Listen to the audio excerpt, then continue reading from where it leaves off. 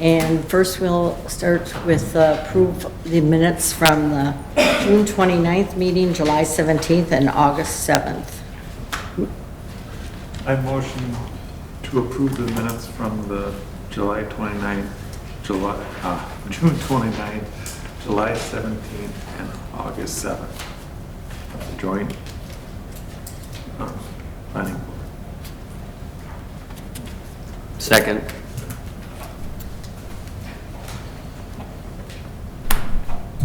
Motion's been made and seconded by Randy and Jacob. All those in favor of approving the minutes? Aye. Aye. Okay, that's done. All these pages, minutes. Yeah. Well, right now, we have a public hearing at 6:05, so until 6:05, we will move on to something else that we can discuss. Since we have a few minutes. We don't have time for the variance. Well, maybe you can talk about it. Yep, we'll move down to item C and D. First, you need to change the date for our October meeting. You guys got a list of some dates available that Jennifer put together for us. That's on page 72. Does anybody have some that don't work or work better than others? It's Tuesday, October 24th, Wednesday, October 25th, Thursday, October 26th, and Monday, October 30th. Thursday, the 26th will not work for me. I'm fine with Tuesday the 24th. Or the 30th? Yeah, either one works for me. Randy? I won't be here June 30th. So, October 30th, you mean? yes, Okay, sorry. that's fine. But I think Tuesday, the 20th. Tuesday, Somebody want to make that motion? To have our October planning board meeting on Tuesday, October 24th. I'll make that motion. Okay, Josh, is there a second? Second. Okay. Motion's been made and seconded that we move our October meeting to Tuesday, October 24th.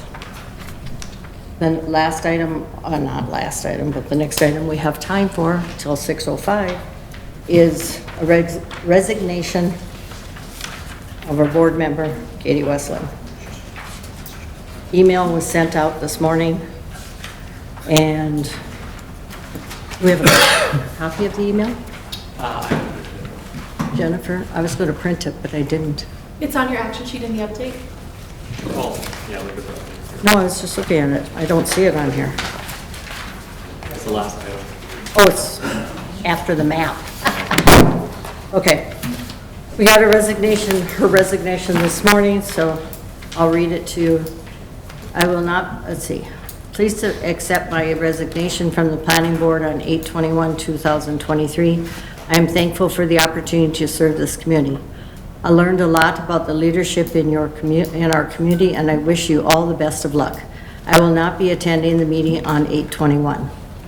Please, as a planning board going forward, consider putting the health and the well-being of our children, our families, and our local businesses above lucrative outside interests of promised money when making decisions for our community. You are the check and balance that this community needs. Please use your power to do good for our local residents that make this community the amazing community that it is. Thank you for your work you do and will continue to do for the people of Painesville. Sincerely, Katie Westland. Is there a motion to accept the resignation, Katie, from the planning board effective today? I'll make that motion. And I'll second. Okay, motion's been made and seconded to accept the resignation of Katie Westland from the planning board. All those in favor? Aye. Okay. So there'll be an open position that the mayor will be filling sometime.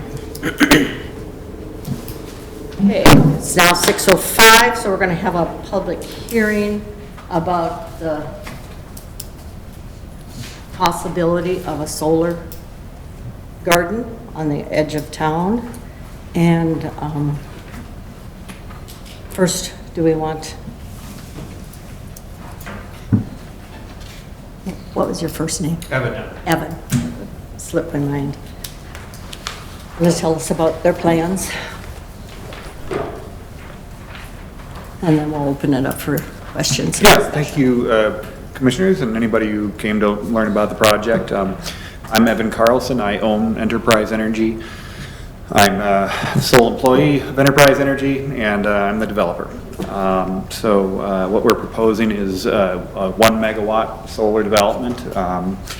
If you're not familiar with community solar, it's a term under state statute that is for a type of solar development that allows people who don't have a good spot for solar panels to aggregate on a single parcel and be treated as though this energy is being produced up on their roof. So it's for people who rent or live in an apartment or have an industrial property with an older roof and just don't have a good spot for solar panels. So that's why it is called that. A lot of people wonder why it has that name. This site was very carefully selected. I mean, I looked at the whole area and I talked with the owner, and the reason the owner was interested in doing it is because there's nothing else he can do with it. It is on the other side of that creek, and there's no access to the parcel. There's a big MnDOT right away that acquired the approach right there on the north end. So something has to be built across that creek, and it would be a kind of an awkward place for a business type of development. So as opposed to the alternative uses, landowner definitely wants to maximize his value of the property, and this was one way to do that. By doing so, we're also applying for a plat and a rezone. Right now, it is guided for industrial. The land use ordinance is very tailored. There was a very thorough process, I understand, to revise the ordinance that happened more recently, and the result of that was to allow it in a limited spaces, industrial being one of those spaces. Of the industrial spaces, this is the least suited for other industrial uses. However, it isn't as though this could just be put anywhere in the city. You know, it has to be in a very specific area, and it just happens to be a very suited place for it because of it's guided for that type of use.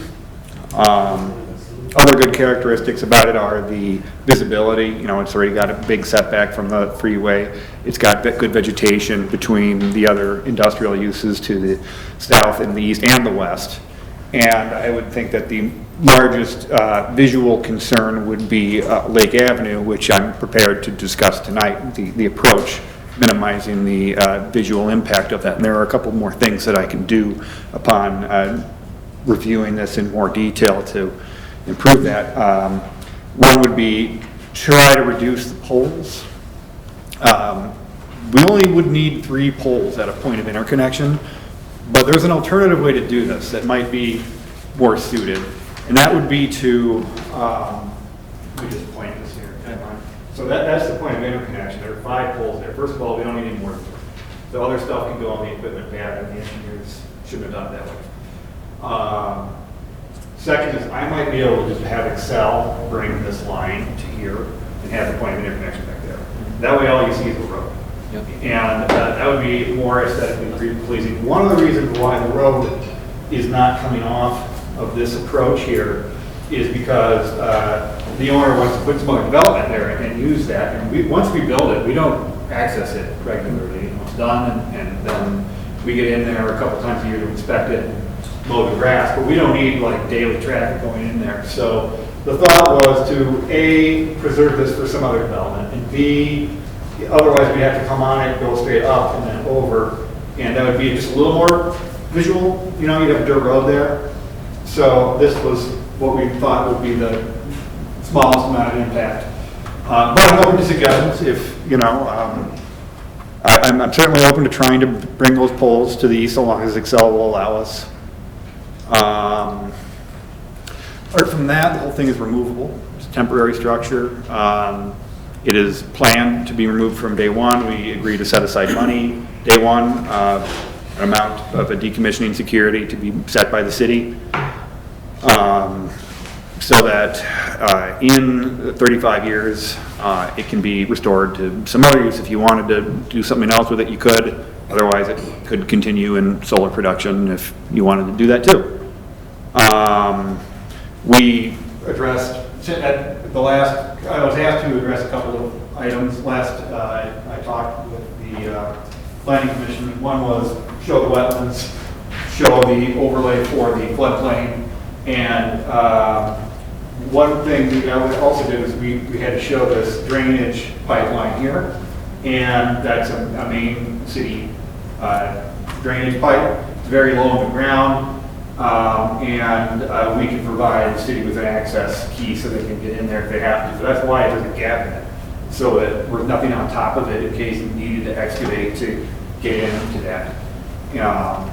And we have another slide that I moved the plan on it from an earlier draft, but we've avoided it here. Again, this is merely conceptual. We have to eventually, get to have a full civil set done. And this is a conceptual plan. So those were the issues that I was asked last time to address, and those are some of the questions I thought people might have. Apart from that, I don't know if people are interested in more just general, what is this thing and how does it work? They're regular solar panels. They're not the toxic kind. What's neat about this site also, as opposed to some of the others, is this won't backfeed into the substation at all. This is on the line that comes from the substation into the city. So that power gets used, right there as it's coming into the city. And there's quite a bit of capacity on that. And there's no, outside in the township, there's a queue. There's other projects trying to get in. The township no longer allows them. But this is not even a part of that queue because it's on a separate line up to that feeder, so it could move forward more quickly. And it builds some grid resiliency into a line that's actually directly tied to the city, so that's where the power goes. Does anybody on the commission have any questions for Evan yet? And before we take comments or questions from the hearing people? Okay, we did talk already once with him, so. Okay, does anybody have anything they want to address, ask Evan, or speak to? Yeah. In your findings, how much energy does that produce? You said it does not go to the main line. You said it goes into the city? It goes into the Lake Avenue line that comes down to the city. Does it feed back there? It is, you mean the substation or the city? Yeah. Is it part of the same line that goes to Becker? No. You're saying that is solely for the city Well, of Painesville? So the electricity that goes into that line will follow the path of least resistance to the power consumption. And in that case, like the power is coming out of this point, that substation, and the line runs down here into the city. So it's pumping that way. And we're intercepting here. So we're decreasing the amount that will pump that way. Other power, it'll flow wherever else it's needed, but we're decreasing it at this point. So that point leads to the city. So how much does the city, out of 100% power that's generated from that 1 megawatt, how much is the city generating out that 1 megawatt? I don't understand. Well, you got 1 megawatt of power coming in. We know that a percentage of that does feed off to the main feeder. The percent goes back. It goes to the city. How much power, how much energy? Because we know that nationally, it only a solar farm only generates 4% power, 4% energy. That's nationally. And we got coal-fired plants that are producing 85 to 90% power. Once those go down, this is only producing 4%.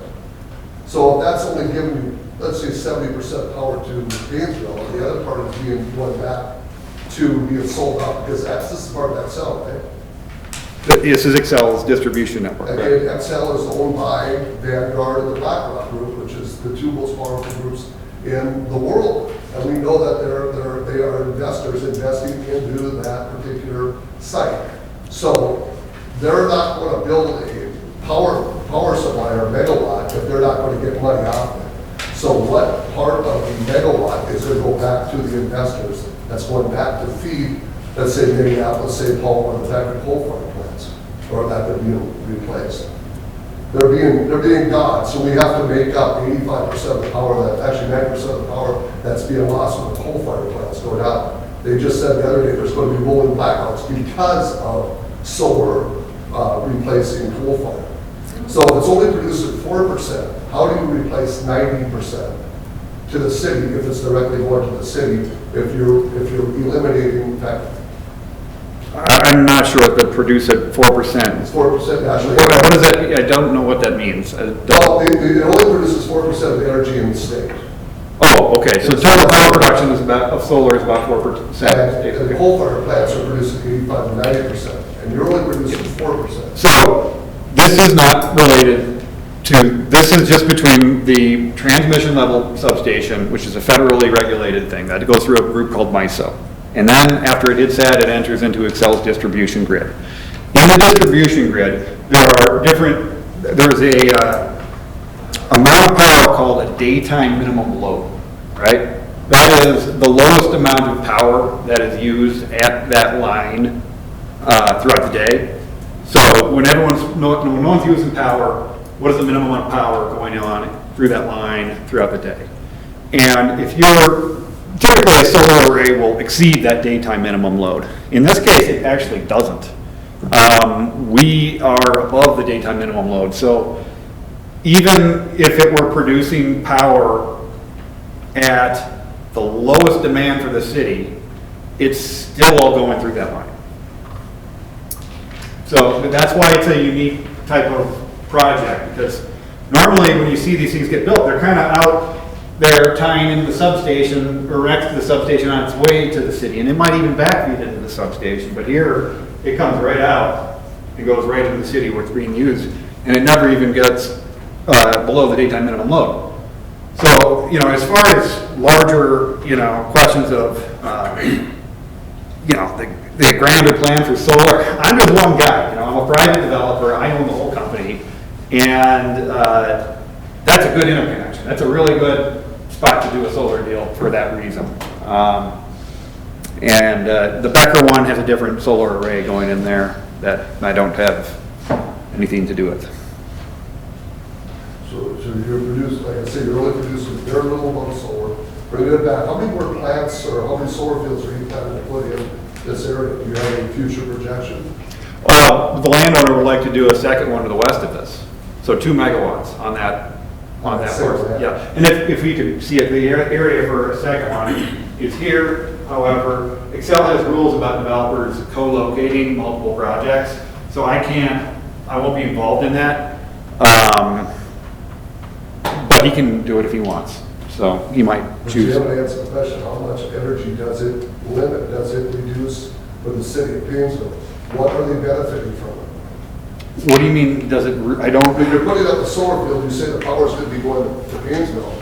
What is going to lower the cost of energy for Painesville when the coal, when the fire plants go down? How much are you going to reduce their energy costs in Painesville? so this is a private solar development owned by the benefit of it goes to the subscribers to the garden. So people who don't have a good spot for, when I put power into the grid, I'm not getting money from Excel, I'm getting bill credits. A bill credit is the right to remove that amount of power from the grid somewhere else in the grid at no cost. So if I put a watt of power into the grid, I receive the right to remove that watt somewhere else in the grid at no cost.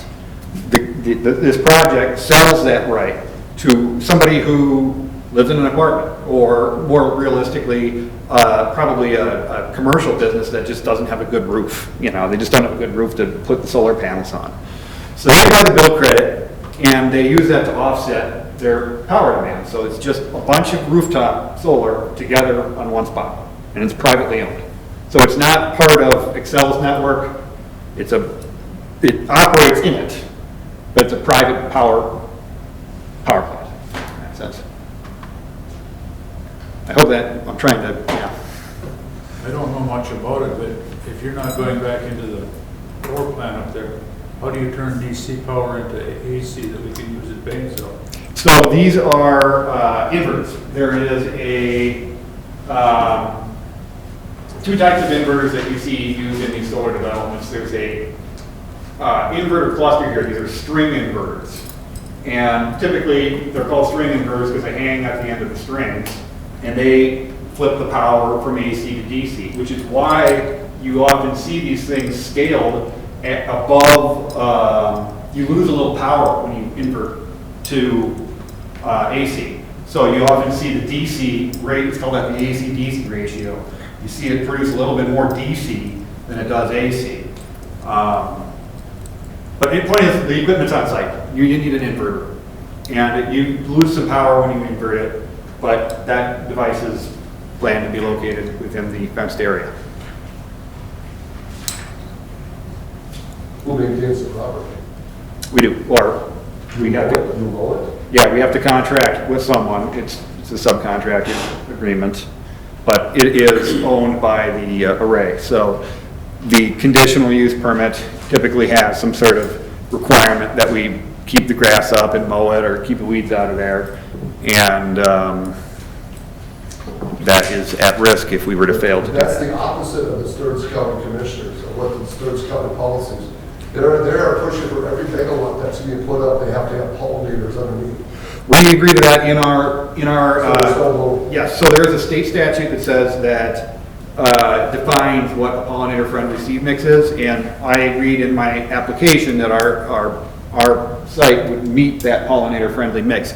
It still needs to get mowed to keep the weeds down, but pollinator mixes are not a single plant that pollinates at one time. It is a mix. So you've got some that are hitting pollinator ready when others are still growing, and it still has to get mowed. But we intended to do that as well. And that is specifically in my application. Yep. So on that property, it's not right east of Lake Avenue. You're way over? Yes. Like, I want to say where the old dump was. Does anybody know? Do you know where the old dump Where's was? Lake Avenue? Way It's over, right over there. So we cross the creek, we cross these trees, and that extends on the south side and the east side. Even up here, there's some good vegetation for screening and a good setback.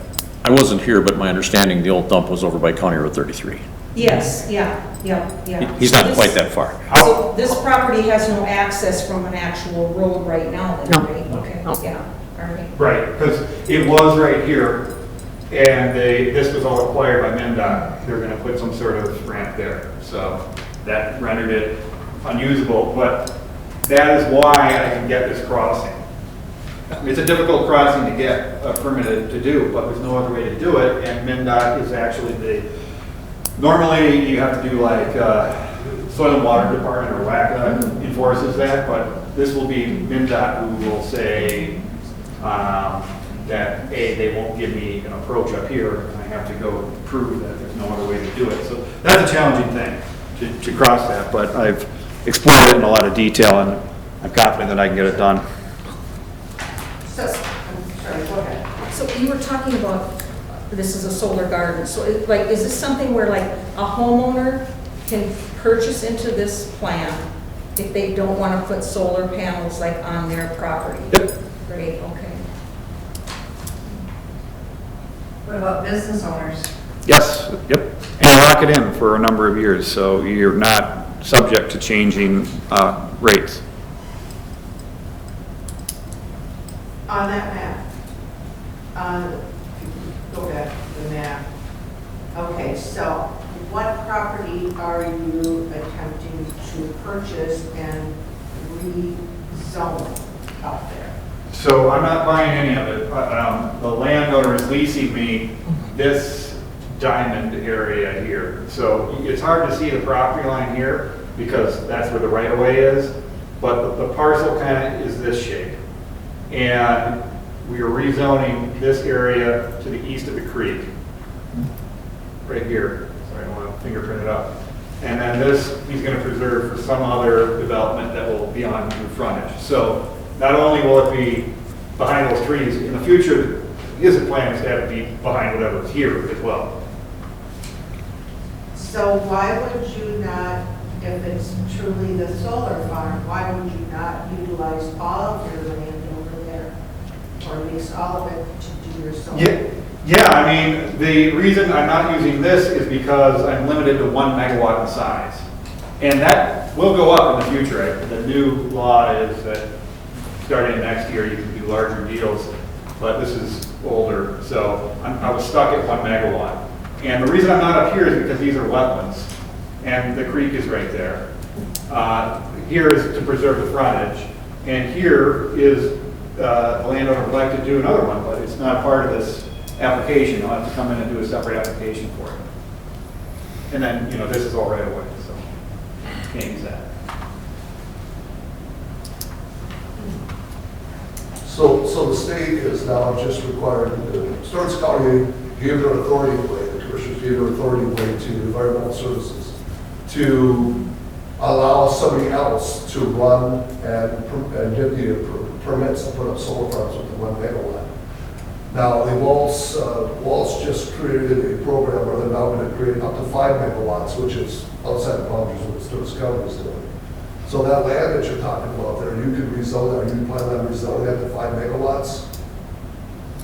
Well, we're rezoning it to industrial from Okay. from I agriculture. mean, do you have plans of going to 5 megawatts? No, I have plans to do 1 megawatt. The landowner has planned to submit a second 1 megawatt application there. That's as much land as he's willing to part with. I mean, the guy is a sophisticated developer and he wants to maximize the value in his property, and that road frontage just has more value than he was willing to devote to the rent I'm able to pay for a solar development, which is why we're back where we are. And decommissioning, let's say it falls out, Geronimo fell apart, they're not in the picture anymore.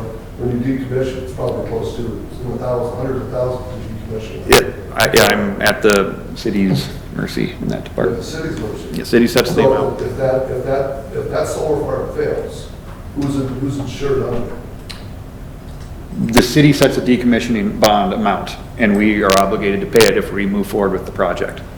So the city's responsible for it. They're responsible for making me do it.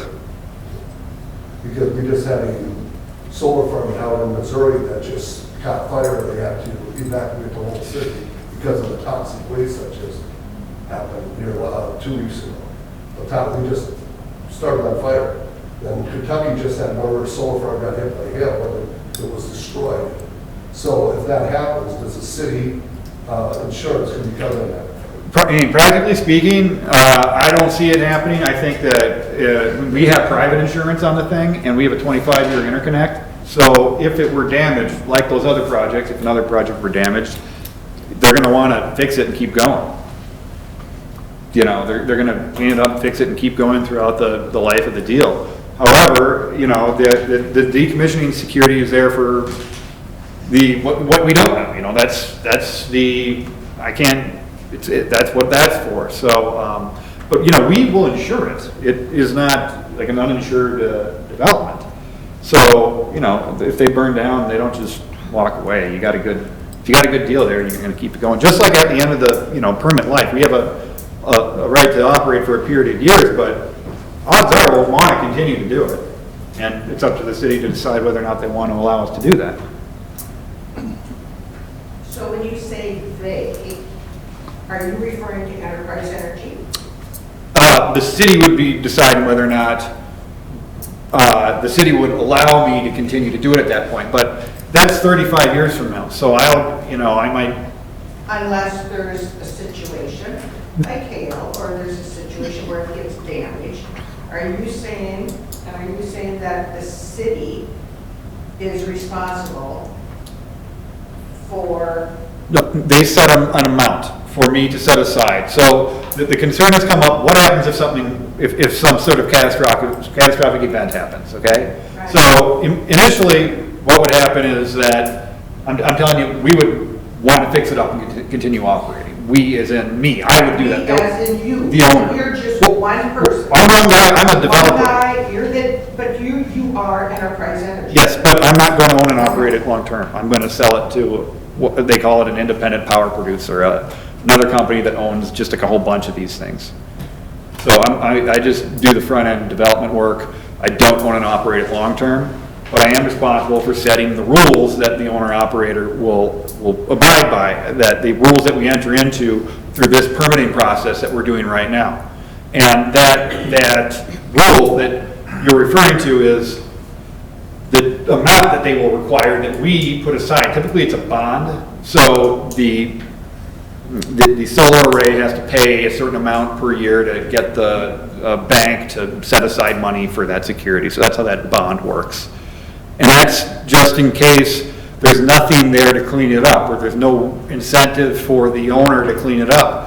But practically speaking, I just don't think that's very likely. I think that under almost all circumstances, they would want to continue to operate, but that's not the point of the security. The security is there for what if there isn't?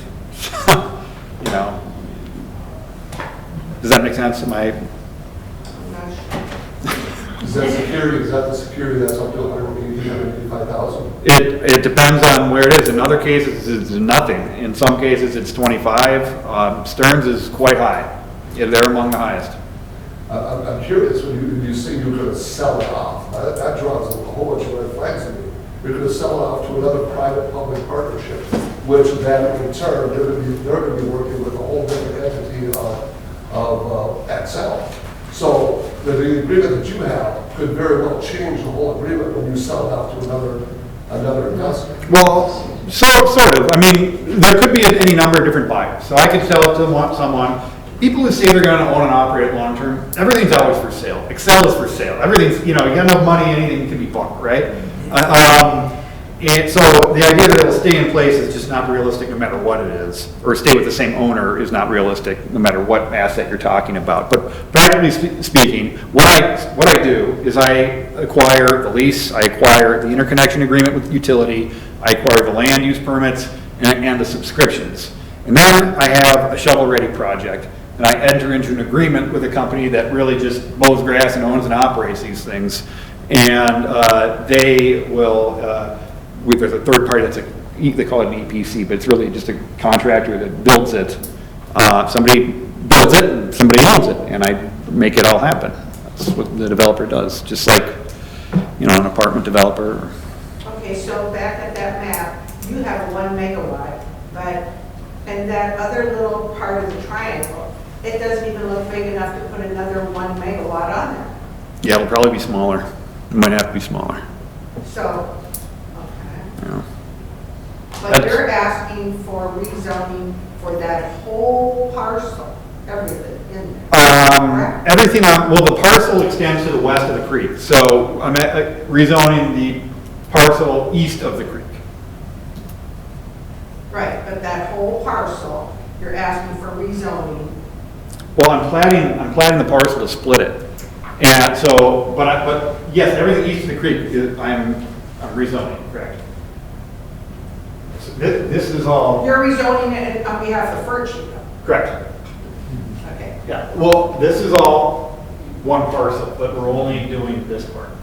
Say, what is all? So the parcel starts down here, Yep. and it goes to the creek, and then it kind of comes up here, and you can see this dotted line? That's the property boundary, and it extends along the creek.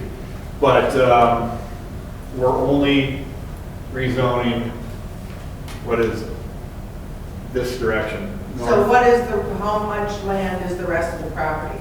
How many acres? Well, the usable portion is only this. None of this is developable. But it all gets rezoned, so the tax classification will be higher. So how much property is that of the little triangle? That remaining area, I'm going to say, is 6 acres. It's my best estimate. It's about 8 or 9 to the east. Okay. And so why do you not want to follow the process, the normal process for a What do you mean by that? conditional use permit? We are, that's Yeah. what we're doing right now, is the conditional use permit.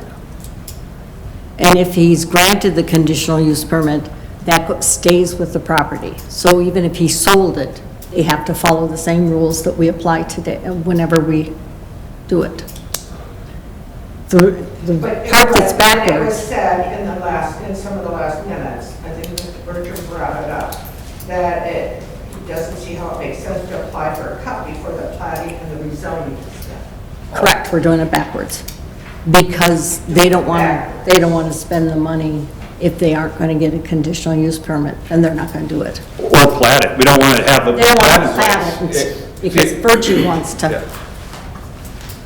Because once we plat it and rezone it, that's for the purposes of doing the solar array. So you want to make sure that we get the permit before we do that rezoning and replatting, otherwise he would want to go back and undo it. Okay, so if,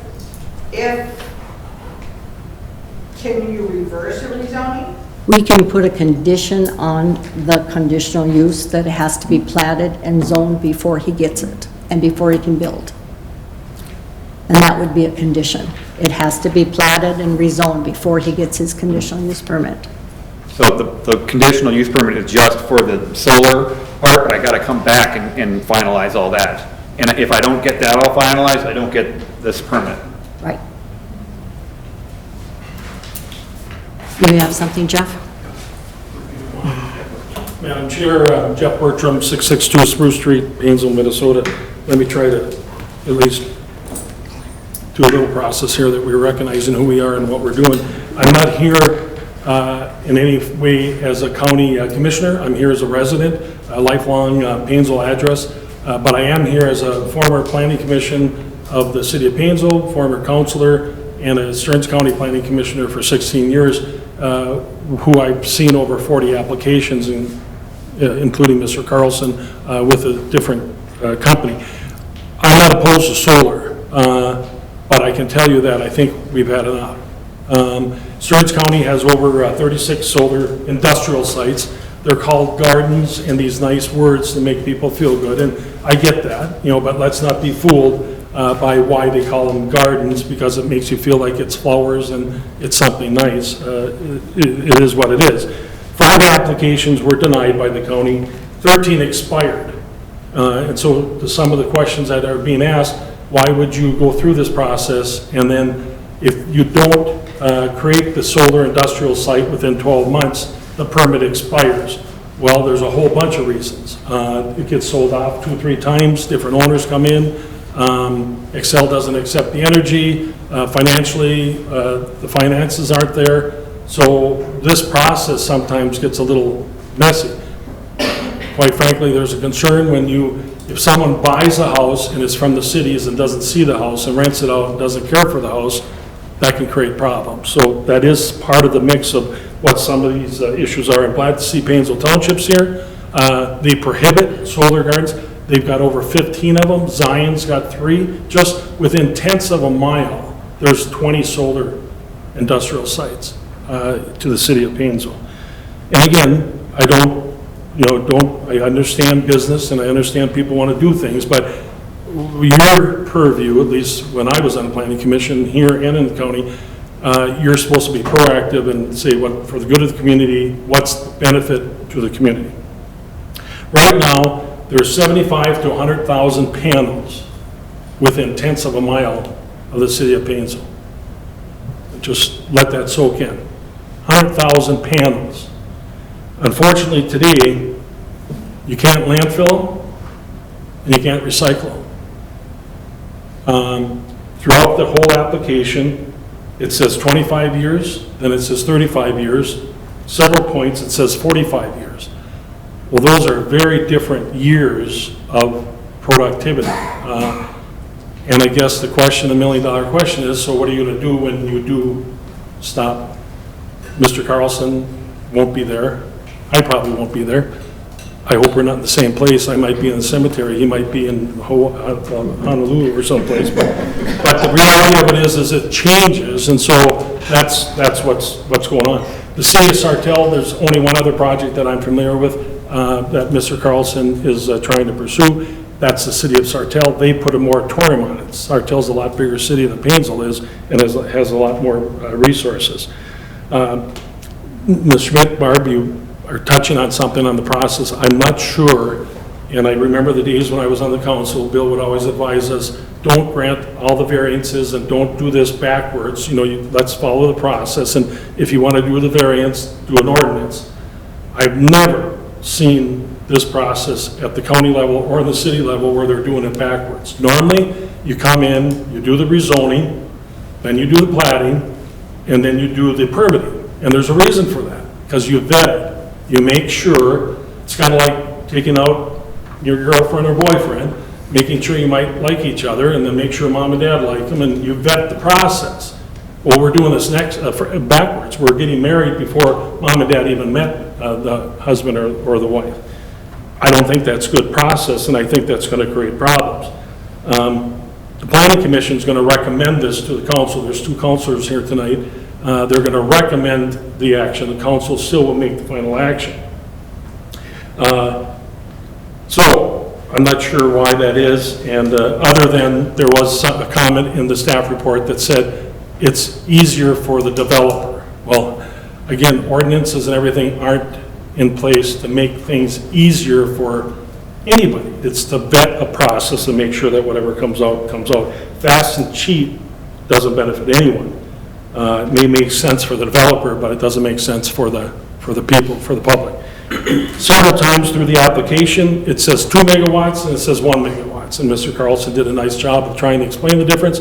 I'll tell you one reason, the only reason that he's here with a 1 megawatt. I've never seen an application, and again, I'm not smarter than anybody, but I've seen over 40 applications and I've been a part of it where you're sitting on going through this. There's only one reason they're breaking it into 1, because if it's more than 1, they have to go to the PUC, the Public Utilities Commission, Minnesota. If it's 1 megawatt or more, the PUC considers it. Higher standards, better regulation, you're out of it, and somebody a lot bigger and smarter is taking care of that. But it costs more money. And again, it might be fast and cheap for the developer, but it's not long-term beneficial to the community. So I've never seen someone come in, and this is a thing that they're doing now, coming in saying, well, it's going to be 2 megawatts, but we're just going to do 1 at a time. Well, they're already admitting up front, well, then why don't you do the 2 megawatt, let the PUC deal with this, and it's going to be higher standards and everything. So I think that's odd. Talk about a process being backwards. And a couple of questions were made. It's Enterprise Energy, Mr. Carlson's company, but this application is made by a subsidiary of Enterprise Energy, EE Solar 14. So further to complicate things, you've got the company, then you've got a subsidiary doing the application, and then you've got companies out here that are going to buy this. So am I doing the deal with you? It's like buying a car. When I buy a car, typically I buy cars locally, and I like to buy it from the owner. I don't want to buy it from the owner who has somebody else working for him, who has somebody else working for him, because who's the deal with, you or with them? Kind of confuses the issue. In the other projects, if there are other projects, Mr. Carlson can correct me, but I believe those are the one potentially in Sartell, and this one are the only 2 that I'm aware of with Enterprise Energy or any subsidiary of them. In the application, it says the panels pivot, and then another place it says they're stationary. Again, big term doesn't matter, but again, I kind of like to know, what are they? Are they going to pivot or aren't they going to pivot? I mean, because that just tells me, if you don't know if it's a Holstein cow or a white face, and I'm buying a bull, that kind of concerns me, because I want to know what that is. Is it pivoting or isn't it pivoting? Is it 25 years or is it 45 years? 20 acres of land out of a city this size is a lot of land. The reason, I'm glad again the township's here, the reason the township prohibits them, again, they have over 15 sites, and then Zion Township, we're their neighbors of us. If we're neighbors and you didn't want a storage shed and you didn't put it up because you didn't want to offend me, and then I put up a storage shed, isn't that offensive? There's a reason they stuck a lot of time into doing what they're doing, and now it's literally going to be right across if we allow this. Again, it defeats the whole purpose of what they're prohibited, the solar farms is doing. Has Excel accepted the use of the energy? I can answer that without Mr. Carlson answering that. They have not. and they may not. They control at the end, they control whether or not they're going to accept it. And that's why 13 of these projects went to the wayside, because they didn't accept them. And again, we go through all this, and then that would happen, it would kind of be unfortunate, I think. There was a comment made in the staff report that this industrial site, Mr. Carlson referenced it, it isn't buildable, it's not usable. Totally wrong. The one thing, two things this community needs, in my opinion, is one, industrial lots, shovel-ready industrial lots, and two, residential lots. And so bulldozers can do a lot of wonderful things. Bridges can be made, roads can be made. Plus, above and beyond that, even if this isn't buildable, quote unquote, which again, I don't know that that's more of an elected official decision, in my opinion, but you need impervious. So if you build a 10-acre building or a 20-acre building, you need 20 acres of impervious. So even though this wouldn't be buildable, it would meet the requirements to allow a much larger business to be built over here and then use this open land as impervious. You've only got so much land in the city limits, and then when that's gone, it's gone. So I don't think it's limited. The sad part about it is, in my opinion, no jobs, no additional taxation beyond what's currently being paid today. There's no jobs are going to be created for a couple of months, they're gone. Taxation, there's no additional taxation, it's industrial, it's going to be light industrial. I'm not versed in whether or not light industrial is lower tax than industrial. I would guess it's about the same. So there's no benefit, no jobs are coming in. When you do an industrial, and we're talking about some other industrial potential, you start bringing in 5, 10, 6 jobs, AMPI, Lewis Industries, et cetera, et cetera. That's economic development. That's what that industrial park is for. And the power, we went on for a long time. Again, I'm not a power specialist, but again, having heard a lot of this, the power that's generated goes in the line, it's like water, it flows downhill. Those 15 farms, we're all not stupid. There's no way that we can use in the city of Painesville all the energy that's being produced on those 15 solar industrial sites in the city of Painesville. It goes to the grid, whatever grid that is, if it's the generating, the XL substation or a line, it flows, as Mr. Carlson said, to the least resistance. And you know where that is?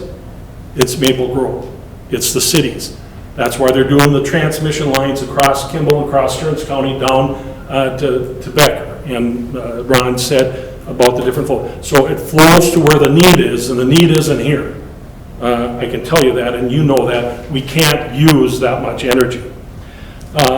Decommissioning, we talked about that already, the lengths 25, 35, 45. Nothing about screening. And again, if you go through the process like you should, you do the zoning, you do the plating, and then you put the conditions on the conditional use. Then you approve this. If you approve this, what are these other things going to do? We don't know. In the application on page 1, and several other places, it says 2 megawatts. So even though it's 1 megawatt request, it still says 2 megawatts in the request. Page 2, it says the pivot stationary, and again, we don't know which one. Page 6, it says a site visit 2 times a year. Can you imagine if someone owned a house or a commercial building in this town and they only came to look at it twice a year? What the ramifications of that could be?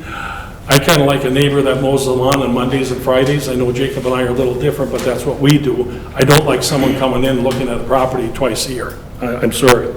And then it says on page 8, subsection 7, it's going to be restored to ag land when it's decommissioned. It isn't ag land. It's industrial. The request is light industrial.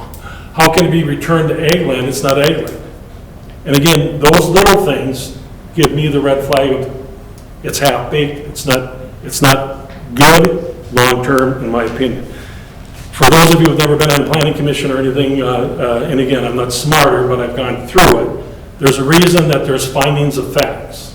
And at the end of this, the commission has to go through a findings of fact that's laid out by legal that helps you make a decision. It's as simple as I've ever seen the findings of fact if you follow it when we get to that point.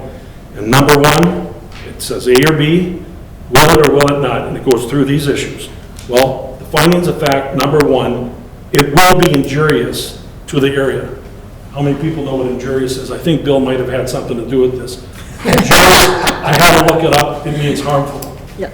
Is it harmful to the area? I say yes. Again, you answer these findings of facts, and then if it's all yes or all no, that leads you to the decision to say recommend denial or recommend approval.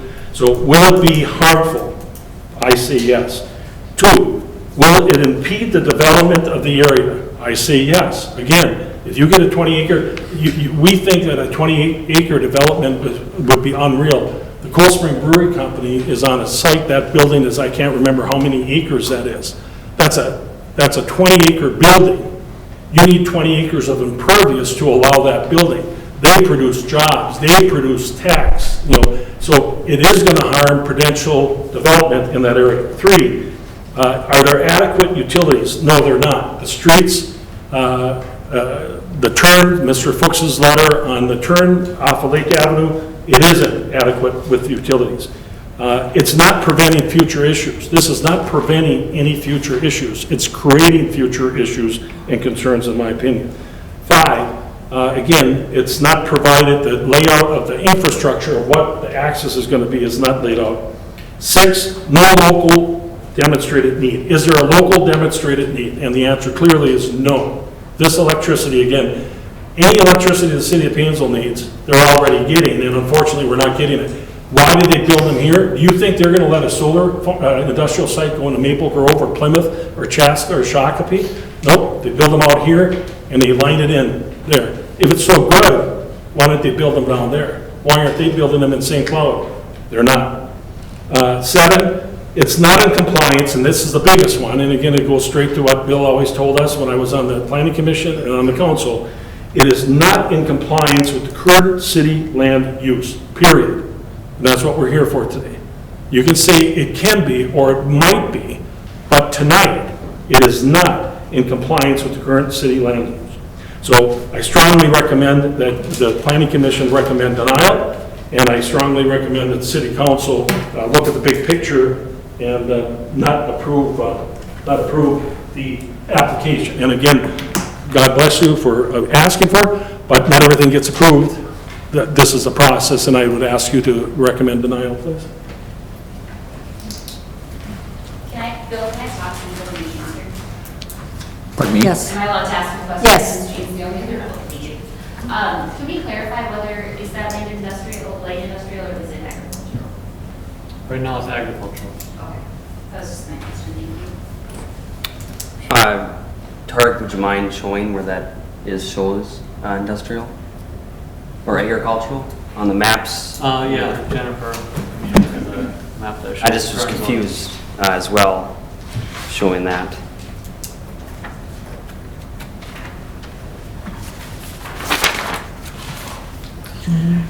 So all of it's agriculture. Chief's property are Well, also there's Lake Avenue. and this crossbar is shoreline over there. But both of those sides are egg. And Madam Chair, if that's accurate, then in the application, it says heavy industrial and light industrial. I went by that. I apologize. I did not No, look. that's fine. I did not look at the zoning map. I went by what it said in the application of the zoning request from either heavy industrial or a classification of a heavier industrial to the light industrial. So I apologize then if that's not accurate. Hi, Mark Dingman, of the Painesville Township, citizen of the community.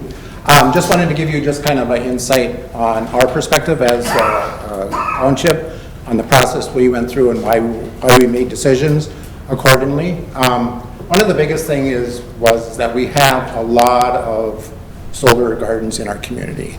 And if you start looking at the bigger pictures throughout Minnesota, you start seeing these pockets where there's a lot of industries for solar.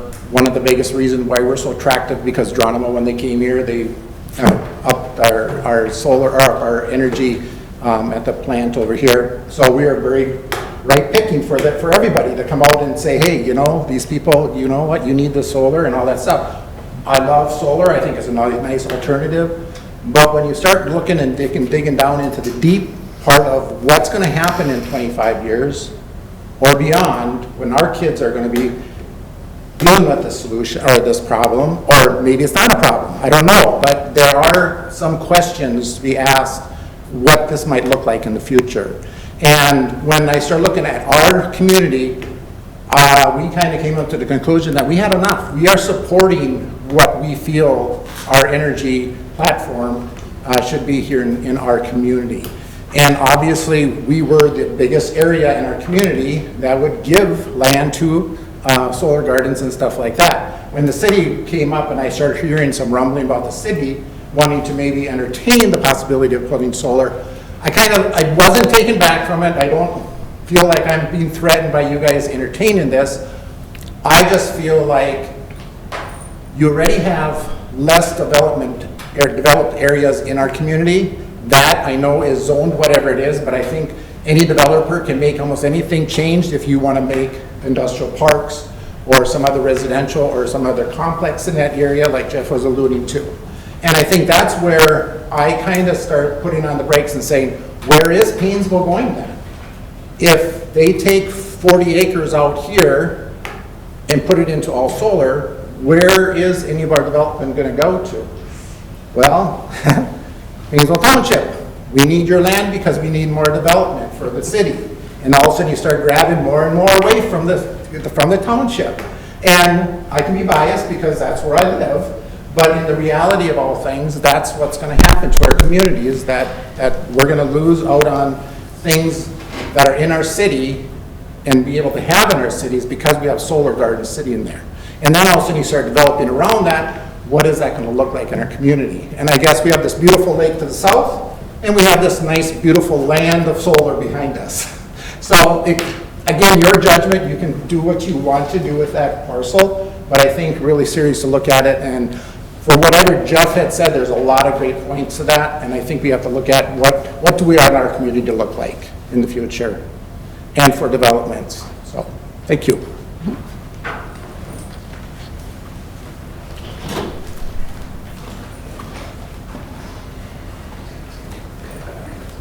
Sure.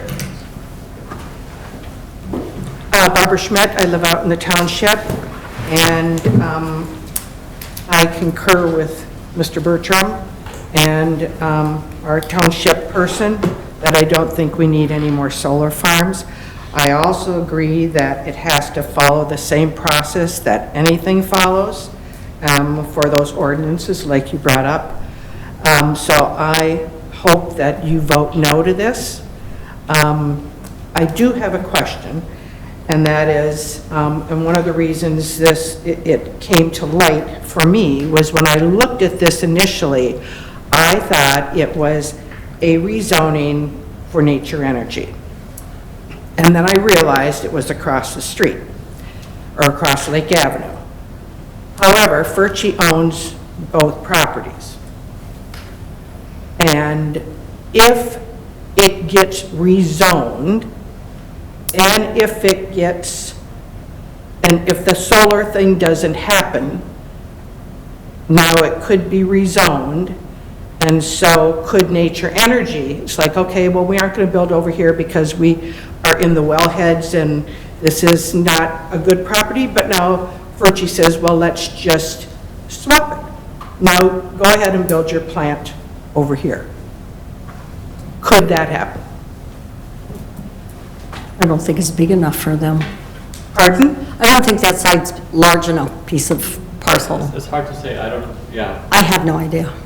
I would say maybe, yeah, it might be, I'm not sure. Okay, so then I definitely think it's got to follow the normal process and it should not be rezoned. Well, rezoning would be the first step in any process. It's just, this is the opposite this time. Okay. So. Then I think it needs to follow the process as it's laid out, and that I hope that you all vote no.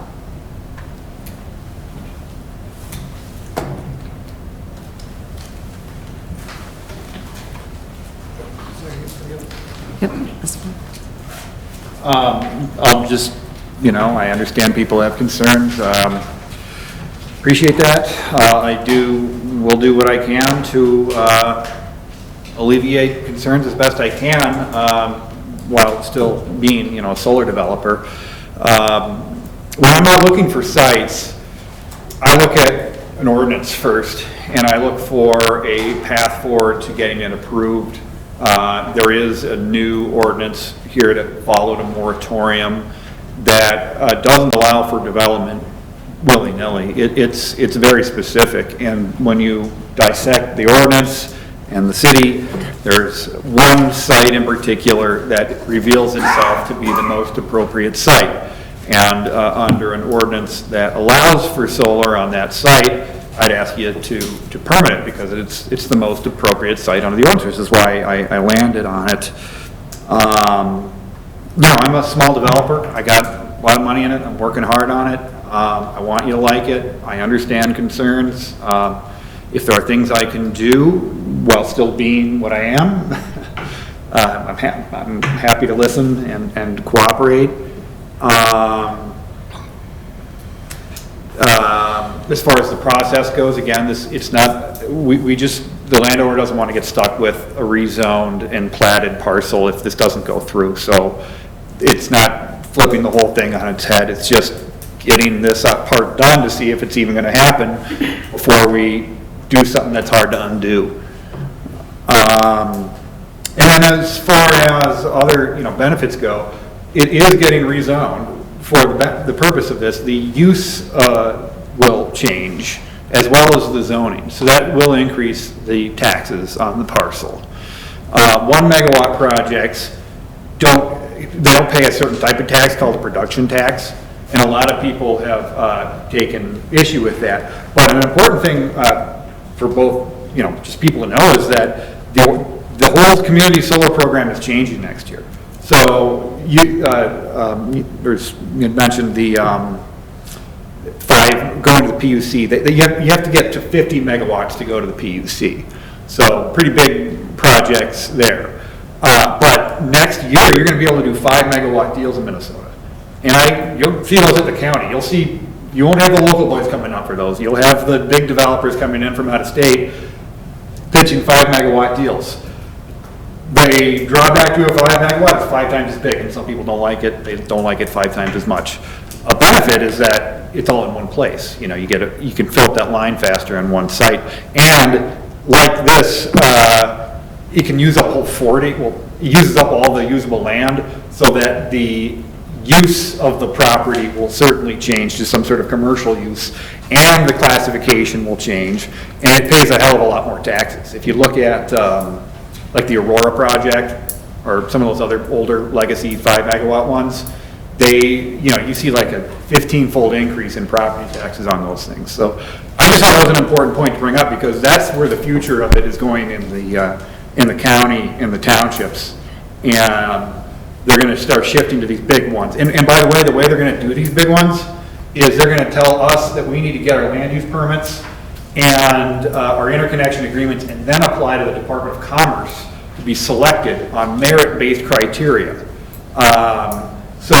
And they're only going to approve 100 megawatts so 20 projects statewide per year. So that's all going to get changed in the future. I just thought that would be useful information for people's planning. But as far as the city is concerned, there's no 5 megawatt site. This is as big as you can do it, which is why we decided to go under this program. And the reason the application said 2 megawatts previously, which I changed to say 1 megawatt, was because initially we thought we were going to submit under the 5 megawatt cap program. But then we decided to go under the legacy program anyway to expedite it. So that's why it went from 2 to 1. I hope that provides some transparency as to, our thinking. Not perfect, typos are made. It is a tracker system as proposed. I'll do my best to clarify especially any of that program related stuff. That'll be a big shakeup at the county, and I'm happy to, I'll be back when that happens, and there'll be out-of-state guys there too. So that'll be interesting, but I don't think it'll be the city's problem. But yeah, higher taxes. Landowner's a smart guy. I looked at all the other sites he owns, and this is the one he said he had trouble with. So That's why we don't have to get utilities out there, we don't have to get sewer or anything like that. It's just running that line and getting a gravel packed Class 5 road.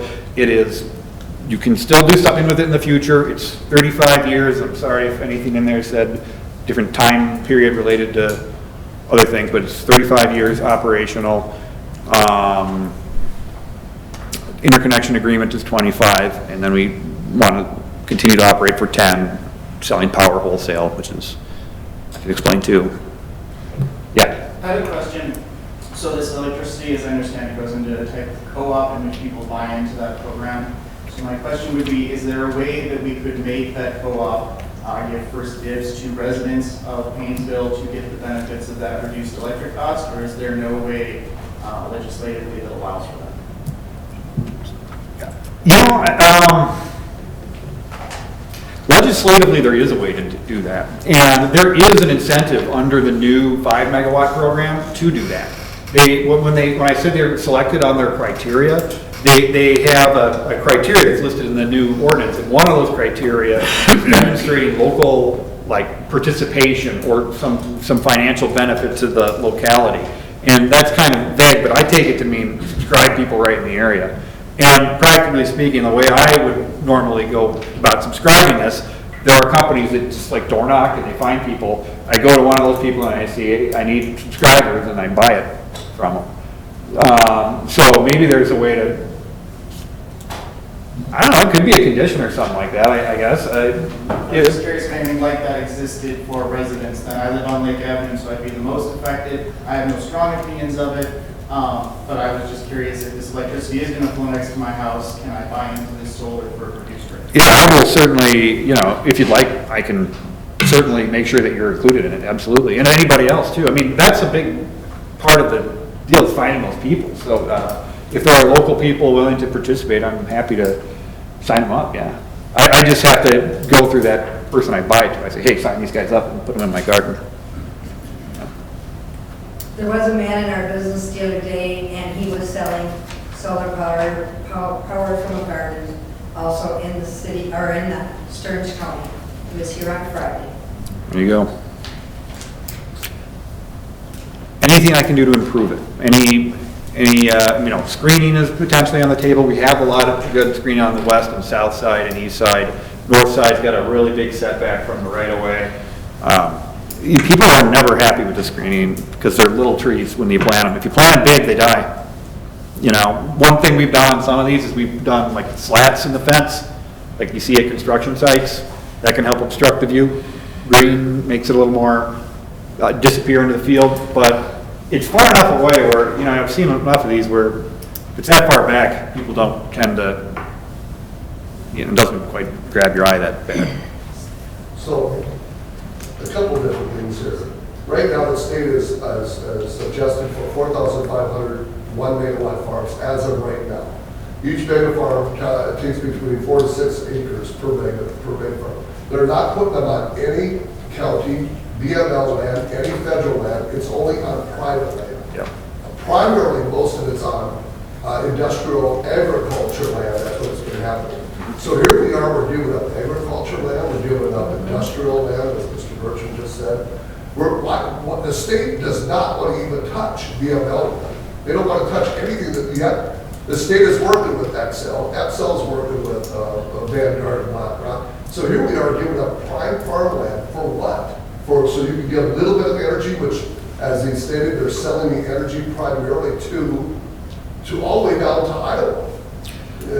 So under the new program, they're limiting it to 100 megawatts a year, a 5 megawatt project. So there will be 20 megawatts per year going forward for a period of, I believe, 5 years, and then it steps down and decreases until there's nothing left. Land management property debt, it's always a bidding process, and I've done like drilling on them, and it's even hard to get for that. You know, we've tried. I used to be in the oil business, and you know, we did leasing on government land, and that's always a totally different competitive process. But under the Inflation Reduction Act, there are incentives to be on those type of lands. Big incentives. Like if I can get on an old like landfill or on a under the state program, there's an incentive to be on city-owned property or property owned by the locality that is actually leasing it. And that's a big deal. If we're capping it at 100 megawatts, and you're one of those, you're one little bit better than the next guy, then that might be the difference between getting your deal done and not getting it done. So there are incentives to be on those type of government-owned land or unusable land, and I'm going after it. It's a bit of chasing your tail when you're looking at people only on farmland because they want it in farm production. They say go to industrial. You go to industrial, they say, well, why aren't you out in farm? That's just kind of the nature of where you're trying to cite these. You're always kind of whack-a-mole, right? But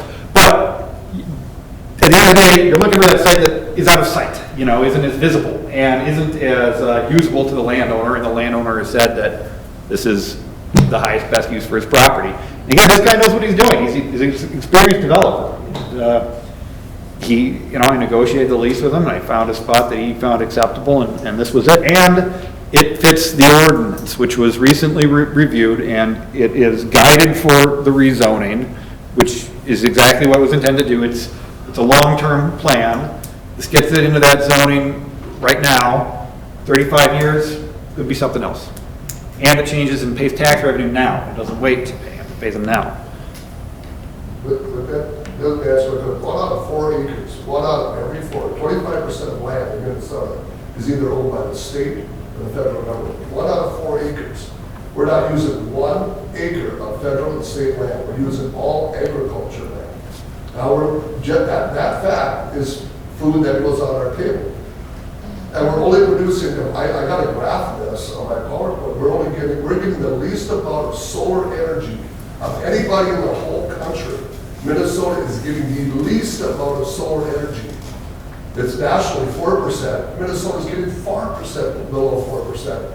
And yet, the Walz administration is pushing solar at a drastic rate. And again, I go back to what I said earlier. This is a private-public partnership, which excludes the people, which Stearns County did before Mr. Bertram was there. They gave authority away to a non-governmental agency to run these programs, which then set aside that people don't have any authority in this. And environmental services did. So now they left the people out of the process, which means, what you just told me, is that you're going to have this for maybe a year or two, you're going to sell it out to somebody else. They're going to sell it out to somebody else. Geronimo was there. Geronimo failed. Somebody else bought them out. You don't know. This is a what if. What if this happens in 4 years? Who's going to buy it out here? Where's Excel? The whole thing is a guessing game. You're playing roulette with energy. Well, Geronimo didn't go out of business. They're still around. They're national. They changed their name to National Grid. They're very successful. They have no problems. They're the big guy in town, right? Apartments, people go bankrupt. Any development, apartments go into foreclosure. That kind of stuff can happen no matter what you're building. And I think this is a relatively, compared to other investments, it's looked at by the financial world as being one of the more safe, low-risk ones because you have an agreement from the utility to buy the power for a period of years. Just to give you a peek into that process, as far as why aren't a lot of them actually getting onto the government land that's really, big acreage? Well, community solar is distribution level, right? So we got to be between that substation and the consumer. And then there is a different type of, it's the same solar panels, it's the same looking thing, but it's called utility scale development.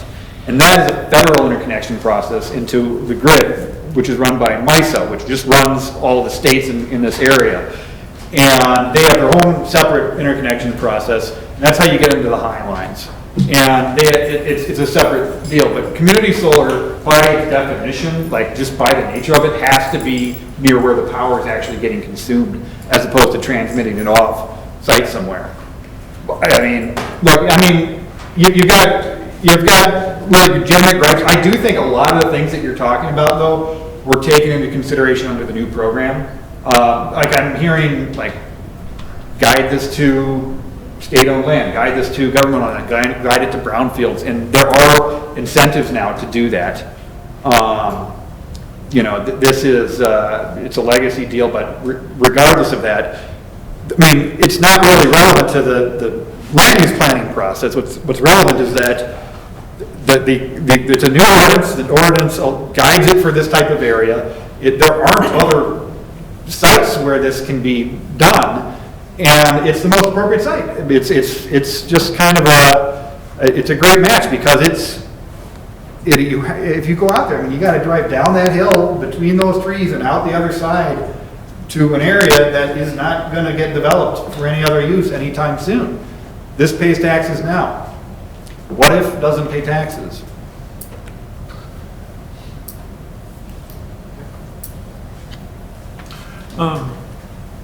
If you look at the site, most of the land is marsh. It's not good for anything else.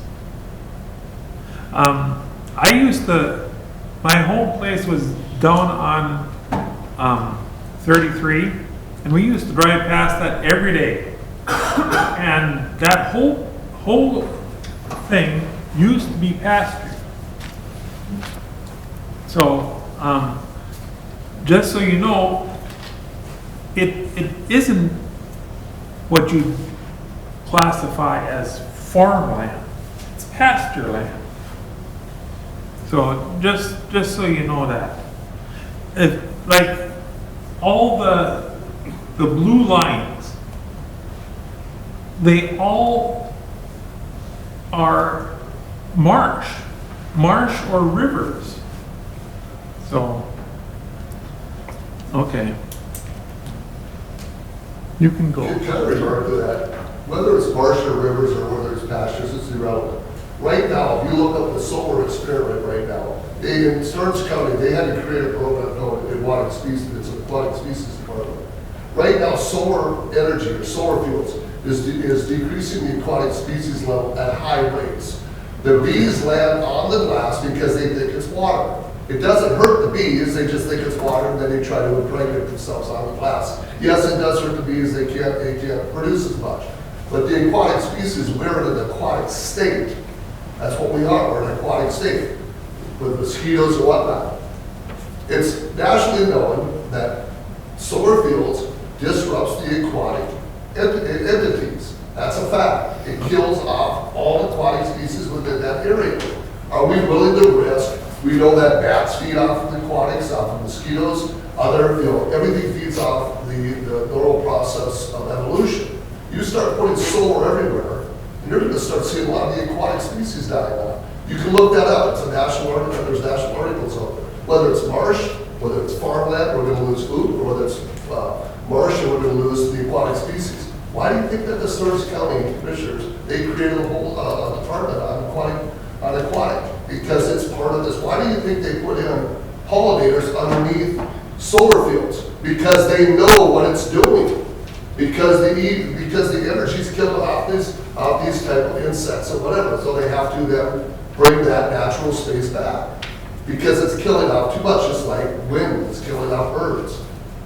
So whether it doesn't matter. There's a cost effect in everything. In this instance, you're killing off the aquatic animals or species. Okay, but you have to know that there's apartment buildings won't go there. Businesses won't go there because of where it is. And do you think they're going to go there if you put up a solar farm? I wouldn't want to live next to a solar farm. Well, that might be true, but this is all pasture. So, But, when you talk about marshland, to your point, I mean, graders can do a whole lot of difference, in developing land. There's all kinds of properties in Florida, I mean, we wintered down there, so it's like, they're marshes. But now all of a sudden there's apartments on there, or there's a home development on there. So they develop the land. So it can be developed. You can't just say that nothing else is going to go there except poles with a solar panel on it. Other things can go there. But that would also be harmful to, To that area. yeah. But when you're dealing with solar, you're dealing with area, that type of energy to the surrounding areas. They're not even talking about the neighboring people, the neighboring farmers, that when they go to sell their property, would you want to develop land next to your, buy a farm next to a solar field? We already know that the property values are dropping. When somebody puts up a solar field, the guy next to you, he has to pay the price. And then if you got people investing in solar farms, that's great for them. What about the neighbor? Where's their rights? Where's their property rights? They should have a say. It's the neighbors should have a say. That's the number one thing I'm chasing down every day, is trying to get sites that aren't visible to neighbors. That's what we got. That's what this is. I think the issue here in Paynesville is, as far as if the city looks to the future for planning and stuff for housing, west of here, you have nothing because you have the airport. Unless the airport would be gone, which I don't see that happening, but who knows. South of here is Lake Coronas, so there's no way to really develop other than up by the golf course off of Spruce Avenue. There's a smaller area up there for development. East of here is, I lived on South Street, and everything east of South Street was swamp for years. So I'm sure you guys all know this as well, that homes over there with basements, they deal with water a lot and frozen pipes in the winter. So all that new addition by the soccer fields is all homes that have no basements. And I don't even know how much further that way they could go. Maybe they can go a couple streets that way, I don't know. So in my head, the only thing that I see where there could be any development is north of where I live, which is by the river, where Nature Energy wants this side of the road, and then I don't know what Furchie wants to put right next to Lake Avenue on the east side, but then with his, if he would get the solar field, then that would be east of those people. So there, County Road 33 is over there, so it's not like you couldn't put a housing development where he wants to put his solar farm. If the town got that, you know, progressive with building and building and building, you would find a way to put stuff. And the township is telling us already that they don't want to give up land to us for housing in Paynesville. They don't want to give up their revenue, and we would need more land if people want to live here that bad. And right now, you've got east and west of here, you've got the 4-lane all being built, and Paynesville is in the middle between Wilmer and St. Cloud. So along that road out there, I don't want to see any industrial stuff built up there. I don't think it's attractive in any way. And what attracts people to a city is when they drive by it, what do they see when they drive by? And we already have XL Energy on the north side of the 4-lane, which isn't really attractive at all. And any of that land out there is all solar farm already. So I don't know, that's just my opinion. And I don't know what the city has foreseen for future builds anyway, so. But if we want this city to grow, we have to have some place to build houses. We need to preserve everything north of the river for industry that we might want, gas stations, eateries, maybe even a McDonald's. And mostly housing. Okay. There's a reason Furchie wants to hang out that part by the river, because if he's as smart as he thinks he is, which I'm sure he is very smart businessman, he can see river development there. He can see homes along the river there, on both sides of that street, so. That's why he's hanging on to it. That's what I would think would be attractive to him. Yep. So I don't really think he wants a solar farm or a poop farm out there. I just don't think. Everybody said how expensive the land is. Furchie wants too much. 10 years from now, it's going to look like a Barbie. Probably right. Any other comments?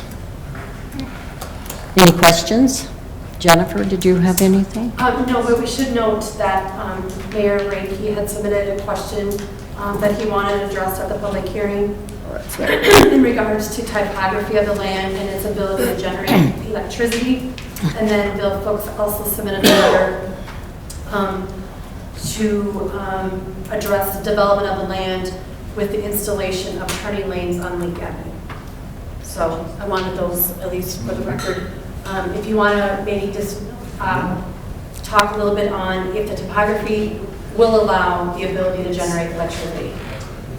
Yes, I mean, we're up on the flat part, so that's why we're so limited in how much of it that we can use. Had to go up on the flat part.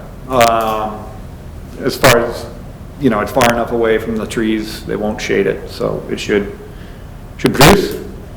And then if you could tell me what, elaborate on that. He just wanted to know, will the topography allow, or will it have the ability to generate electricity? And then Mr. Fuchs, he has a business that's not far from the proposed development. He submitted a letter to the planning board regarding developing Lake Avenue so that he could install turning lanes. If there's more development that's happening up there, he's just thinking turning lanes off of Lake Avenue and onto Lake Avenue would be. Sure. Well, I'm happy to, you know, adjust my, I tried to adjust the approach to make it in a way that allowed for the most flexibility on the frontage. If there's another way to improve that, I'm happy to do it now or in the future. So, you know, I hope that addresses it, but I guess I can't say exactly what might potentially be there.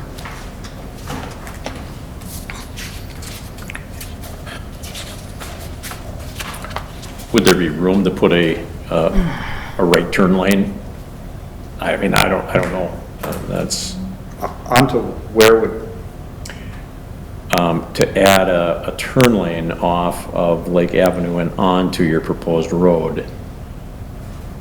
A whole lane there, like a paved exit? I think that's what that individual was asking, was could there be a turn lane? I guess I couldn't say for sure. I was out there, I saw there's some buried cable, some fiber optic cable, and there's a sewer. As far as their ability to do that, I don't know what the city's capability is, but there is an approach to the south. Maybe one way to do that would be to exit on that approach and go up to the north. You know what I mean? That's kind of serves that purpose. I would think that the intent is to keep us out of the way of traffic, you know, when we're constructing this thing. Fortunately, you know, most of the stuff that's going on is going to be going down at the site. So, but you will have trucks making deliveries there. And one thing we've done is an access plan, you know, some sort of like rules about where trucks need to come from and how they need to turn in there. You know, I stipulate to something like that, sure. Okay. Are we ready to do our findings? Close the meeting first. Yeah, I suppose. We need to close the hearing now and open up our meeting again and do our findings of facts.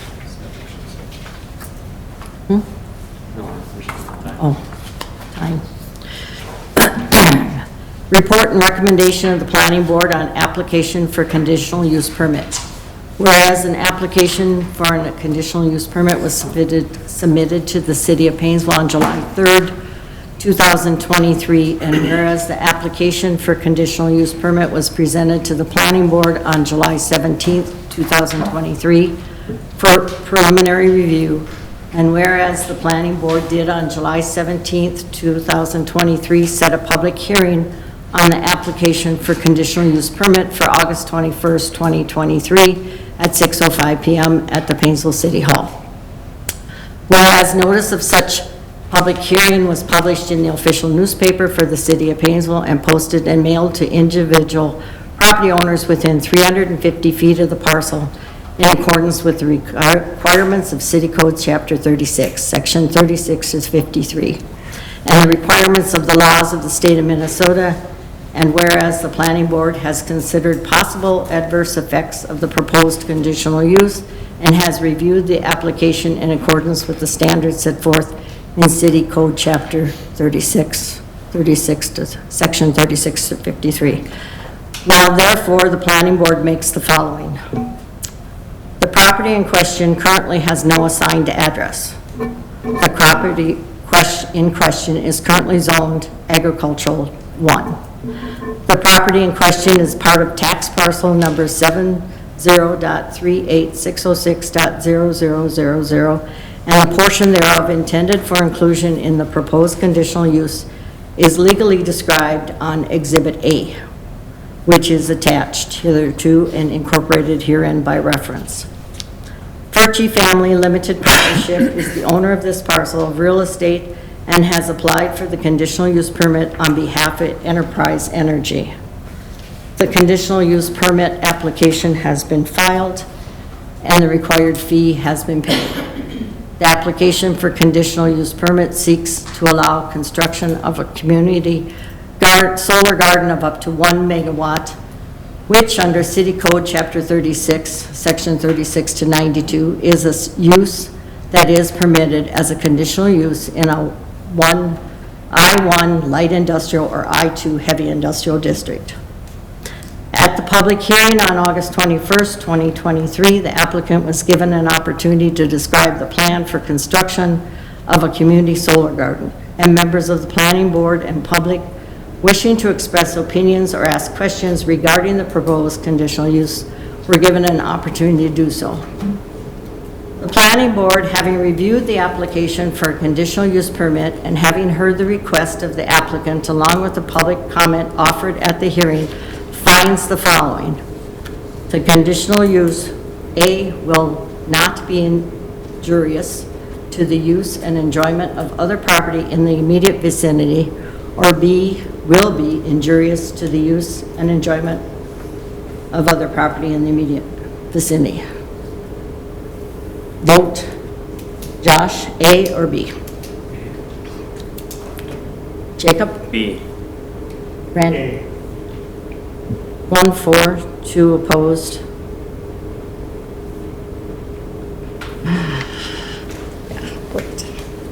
So at that point, if I voted in favor, it would be a tie, and I'm going to go with the majority, that's 2-1, so it will be injurious.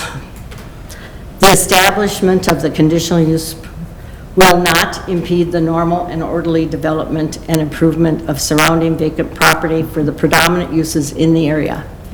Or B, will impede the normal and orderly development and improvement of surrounding vacant property for the predominant uses in the area. A, Josh? B.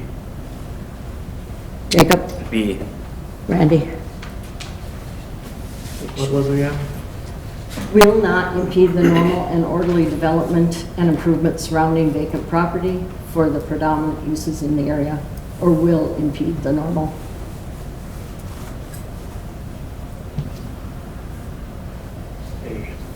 Okay. Another 2-1. Number 3. There are adequate utilities, access roads, drainage, and other necessary facilities existing or proposed to be built by the applicant. Or B, are not adequate utilities, access roads, drainage, and other necessary facilities existing or proposed to be built. A or B? Josh? Jacob? B. Randy?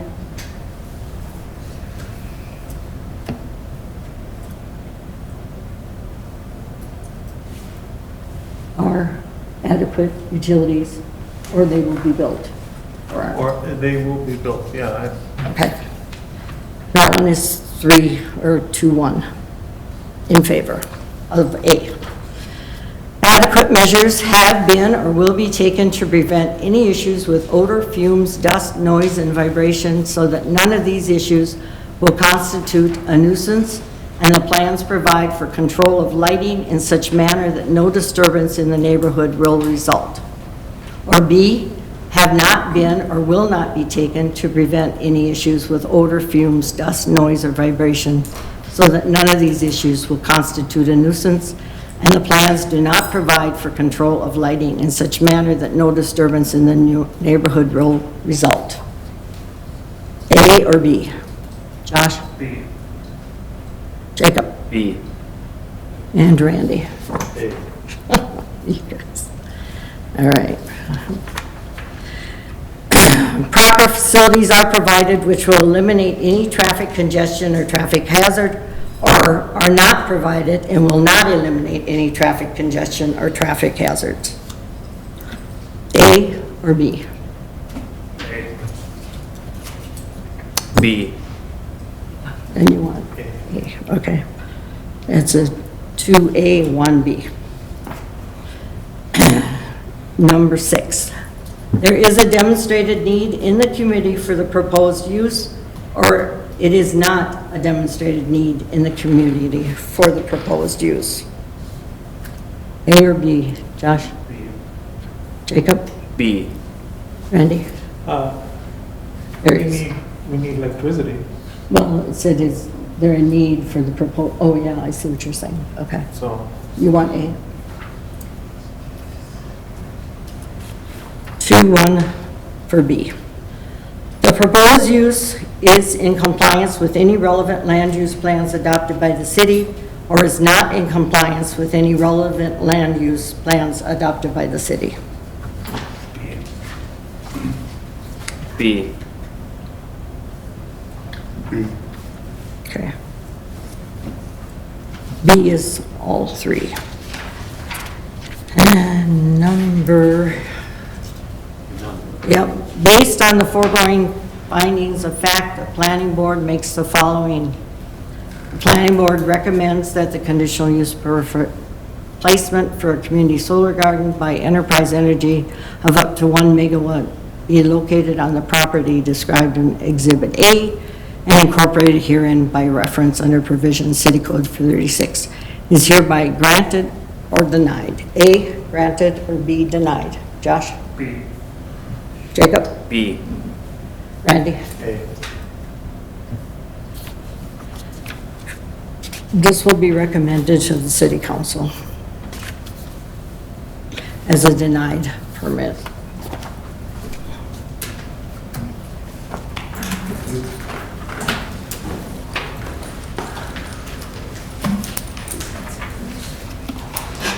So, next on our agenda. Thanks for waiting, Chad.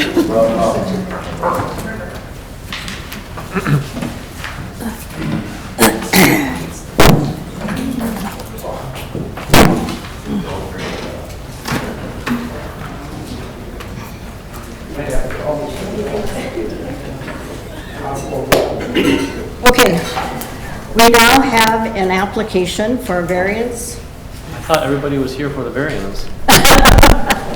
The room cleared out. My name's Chad. I'm proposing to build a building in Painesville for a outdoor business.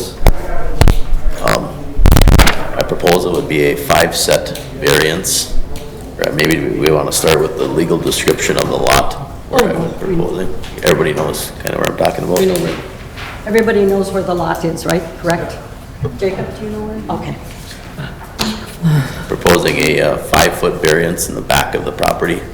Yep. The north side of the property. So that would allow a 15-foot setback versus a 20. And then because the property is in a, has unique characteristics, it's zoned half C2 and half in the Shoreland Overlay District. Therefore, I can't cover more than a 30% coverage of the lot. I'm also proposing a variance for a 75% coverage of the lot.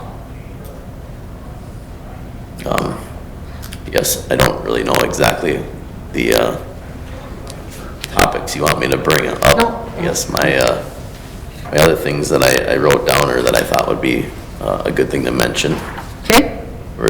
It's 264 feet, I believe was the number, from the high water mark, which would be from the river. 267 feet from the high water mark, which is behind the property that I owned. The property that's there right now is non-conforming lot already. Correct. Which covers a 61% lot coverage as of where it sits in the way it is right now. So it wouldn't be any more non-conforming than what it is right now. I would be adding a little bit more green space in the front where there is parking lot and a vacuum setup right now. That would be all like a front entryway, green space where lawn can be garden. I mean, just to make everything look really nice. The curb appeal of the property as it sits right now is hideous in my perspective. So I would be improving the curb appeal tremendously from what it is as of right now. I guess I'm wanting to own a business in town, and this is the lot that I thought would be fitting for what I would want to do.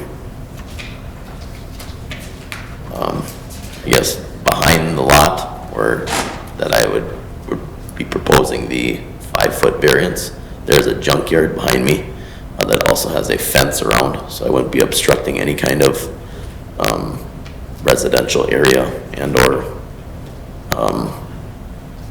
Is that junkyard on your property now, or is it? No, it is not. It's across. It's 1 foot away from the property line. Yep. Oh, for Pete's sakes. Okay. Well, the river's right there.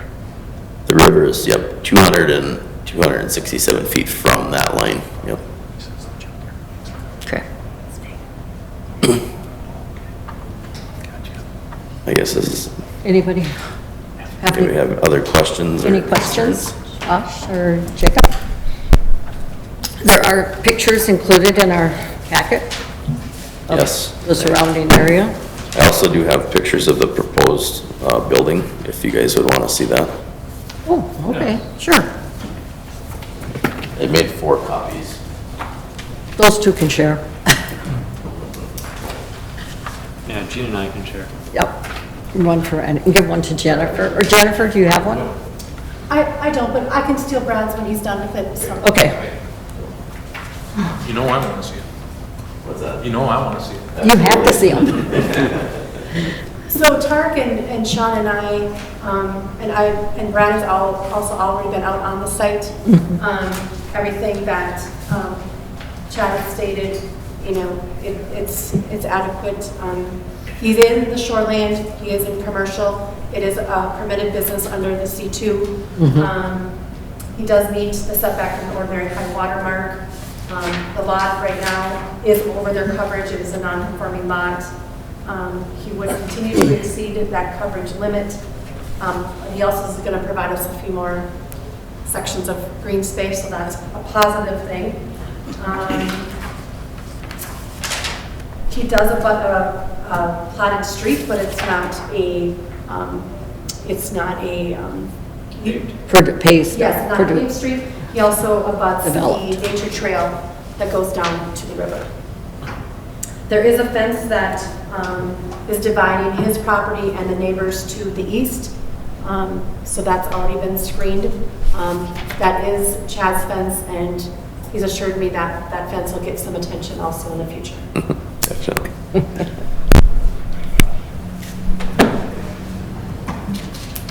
Anybody? And I will just say that, you know, I drafted something for you, a report and recommendation. If you, and I don't want to make this harder, but, you know, if your decision is that you think you want to recommend approval, but you want to put conditions, you can put conditions on a variance. And so, you know, I don't know the specifics of the plans for green space, but if you think that's an important part of it, and you want to state that that's part of it, you know, then maybe you could get some more detail on the plans for green space and incorporate that into your recommendations. It's just a thought. I don't know, you know, but as part of granting a variance, if that's where you're going, you can place conditions on it. And so you could think about what you would do and talk about that now would be the right time to do it.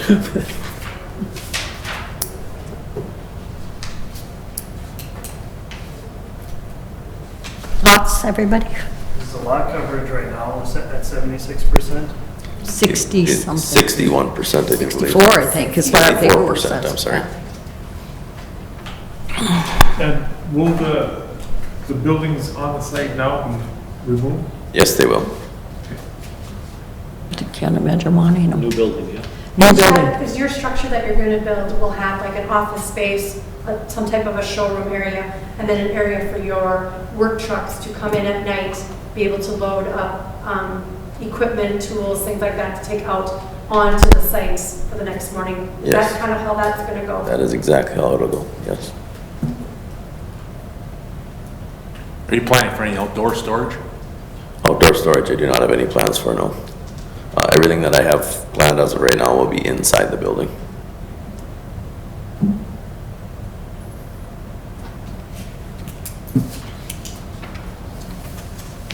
Madam Chair, just a clarification for, I guess, discussing this variance. I mean, do we have to go through the facts, findings of fact as well? Or what's kind of the process for this case, being that I'm still a new commission member? I believe we still have to go through do we have to go through the findings? Yep, so you'll I thought still make so. a recommendation to council. However, the council in a variance, they actually hold a public hearing because they're the Board of Appeal. In a conditional use, the planning holds it, but in a variance, council holds a public hearing. It starts on page 58. So you'll still make a recommendation whether to approve or deny. The council will still hold the public hearing as a formality, and they have the right to overrule or vote with you. Anything else before we could do the findings of facts, or does anybody have any comments, questions? Brad, anything? Okay. Just a general comment. I mean, it's great to see businesses expanding. It's going to definitely make the property more appealing. It's mentioned that it's a unique property several times in the report. Therefore, a variance, in my case, seems like that would be appropriate for the situation, being that it's a unique piece of property. And like I said, it's great to see, businesses expanding and being able to be placed and want to be in the city of Painesville. And is he a chamber member yet? Not yet. No, I'm not. We'll work on that. He's in a parade every year. Not yet, he says. He'll be after to hold an open house too. He'll be after you, yeah. Well, then, if we're ready, we'll do the report and recommendation of the planning on the application for variance.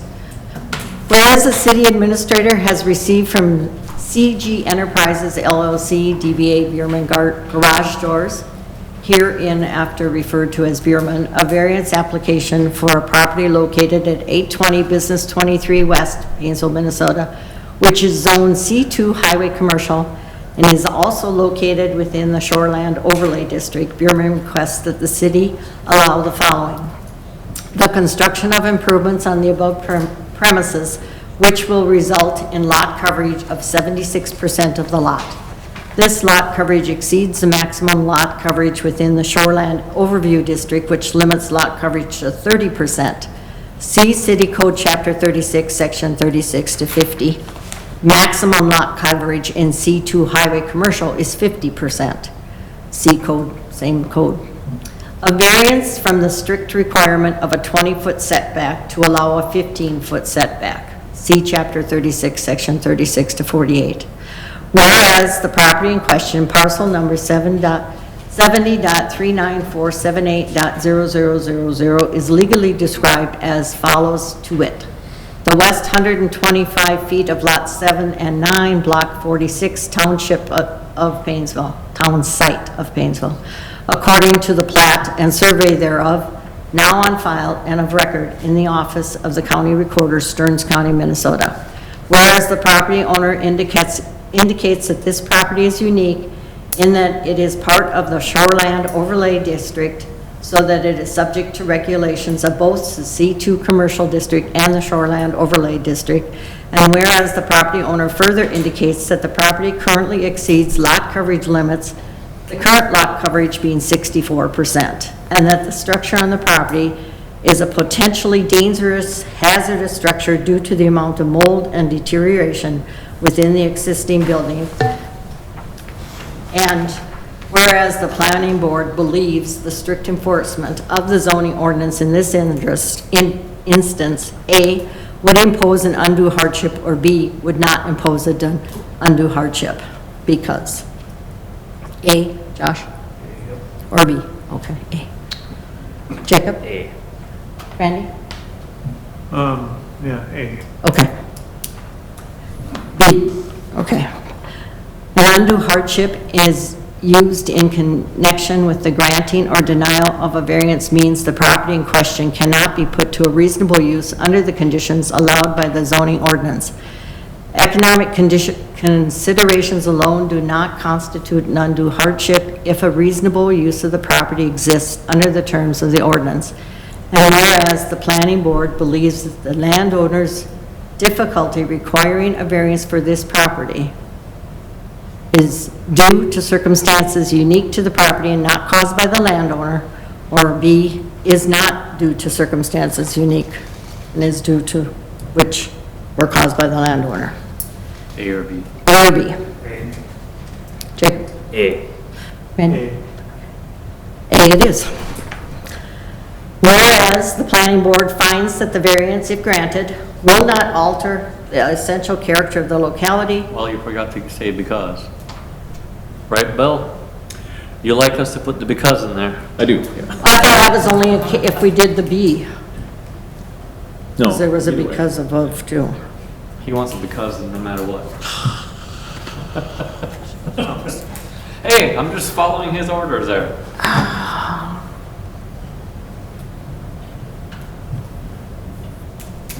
I would say for the first one. No, it's only the second one. No, it's on all three, all four of them. All right, yeah, here we go. Get creative here. Whereas on the first one, it would impose an undue hardship because of the uniqueness of the property. How's that sound, Jennifer? All right. She said, Can't apply that to the second one. It's a problem. we probably could. We could say the same thing. Okay, the second one. Due to the circumstances unique to the property and not caused by the landowners. Because that's what it is. Okay.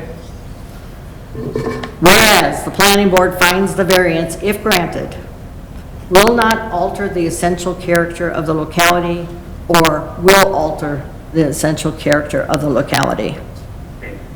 A. Jacob?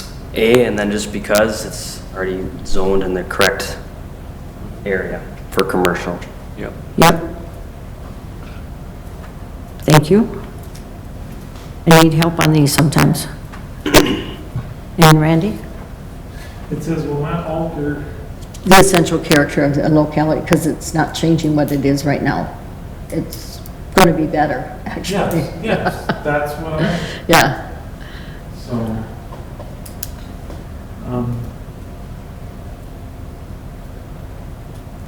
So I think it would be B. It will alter. I don't know. I say B. Okay. And then the next one, whereas the planning board finds that the variance, if granted, will be in harmony with the general purpose and intent of the zoning ordinance and the comprehensive plan, or will not be in harmony with the general purpose and zoning of the plan. Well, I'd say A. Yeah. A. Because it's continuing its current use. Yeah. Current use, gotta write all my becauses there, and there we go. No more because. No more because. Whereas the planning board has determined that the granting of this variance will not result in an increase of flood heights or additional threats to public safety, extraordinary public expense, create a nuisance, or cause fraud on or victimization of the public. Where'd this one come from? Will These result- are in the shoreland overlay district. Oh, that's variance why I've never provisions. seen them before. Yeah. Will result in an increase of flood heights or additional threats to public safety, extraordinary public expense, create a nuisance or cause fraud or victimization of the public and conflict with the local existing laws. A or B? A. I think that was pretty quick. And the next one is, whereas the planning board determined that the variance meets the minimum necessary and that there is not a known flood hazard to this property, or B, exceeds the minimum necessary considering the flood hazard to this property. A or B? A. A. Therefore, based on the foregoing and the planning board recommends that the request for the variance be granted or denied. A or B? A. Grant, this, now we need a motion to recommend to city, send this to city council. I'll make that motion. And I'll second it. Okay, Jacob, all those in favor? Aye. Okay. That is passed. Perfect. Now the council can approve it for you. Thank you. Last thing on our agenda is grain bin, gazebos, sheds or bars, etc. Yep. You got one you want to put in your yard? So I had a resident contact me. They were in line to get a small grain bin. And before they went to get it, that resident said, I probably should ask the city. And when I got that text message, I'm like, oh boy, we don't address it at all. Brad and I actually talked about it, it's a very trendy thing right now. And then we said, you know what, let's talk to Tara about it. And we all came up with the same idea. I think it's more than just us three making that decision, or even Bill in that matter. It's something, do we as a city want that type of structure in our residential zones? And if so, what residential zones? Because if we allow them, people are going to use them, and people are going to use them as outdoor bars or entertainment areas. They're going to use them as storage sheds. They're going to use them as gazebos or patios. And I tried to search the internet and give you some ideas of what people have DIY projects. And this is going to be from, everywhere, from the Clodic Addition to, to Minnie Street to, the west end of town out in Wilglow. Unless it's covenanted, if this is something that you're looking at, we would want to make sure that, it fits into what zone. We have three zones in R. We have R, R1, and R2. So you could, if you desired, you could pick a zone you wanted it in. You could put it in all residential if you wanted it, except for maybe those that are covenanted that wouldn't allow it. Or you could just say, you know what, no, this is going to get out of hand, and we'll just leave the ordinance as is. It doesn't address it, so they're not allowed. And right now, the only thing that addresses it is in our building section, we don't allow galvanized steel structures in the city. So we'd have to change that. It would be a change if we did it. If we were going to specifically allow it in any or all residential zones, we'd have to change the building permit section to take out that provision that doesn't allow galvanized steel. We kind of had this discussion, I think, in the past about siding and how particular we wanted to get about siding. There was a movement at one point to try to make all buildings on a lot have matching siding. And then there was a sentiment that, we don't want to go quite that far, so we didn't, but we didn't allow galvanized steel was kind of one of the things that was prohibited. So that's what we have right now. So if you want to allow it, that would be the steps would be where would it be allowed, and then we'd have to change the building code. Would maybe the first step maybe be do a public hearing and get input from the community? I mean, well, I hate to say we can do it. If we're going to implement zoning, we have to have a public hearing anyway, so right. You'd get to that point, but I think it would be, you could talk about it and decide, do we want to even bother having a public hearing, or do we like the idea, or do we not like the idea? I mean, but if you think you want to amend zoning, that's going to be part of the process as a public hearing. And I think it would be up to the planning board then to help us draft that language, to present to the public, to have the public hearing on. Because, they want to know what that language might look like. Mm-hmm. The general public does, because they're going to rely on the planning board to come up with that language that the community has to, rely on. Madam Chair, Jennifer, I really like the pictures that you added to the agenda. They look pretty fancy, but I'm not seeing any that look, like a storage shed. And that's what I'm questioning. I just didn't know if there's one in particular that the proposed resident was looking to design it as, or if that's still unknown at this point. So if you look on page 69, that is actually a storage shed. And They, yep. they did not tell me the design, but I have seen sheds look just like this. They replaced the typical entry door with a garage slide-up door. Yeah, I've seen them before too. My brother And this was, one, they added a little 2 posts and a snow catcher. And it's hard to tell if that's a garage door, but I believe you, that's what that is. That's a slide-up garage door there. overhead, overhang. I Okay. just asked the planning members to picture their own backyards right now, and potentially having a 13.5-foot shed placed in your backyard. That's galvanized steel. That's galvanized steel, that your neighbors and yourself would have to view and look at every day.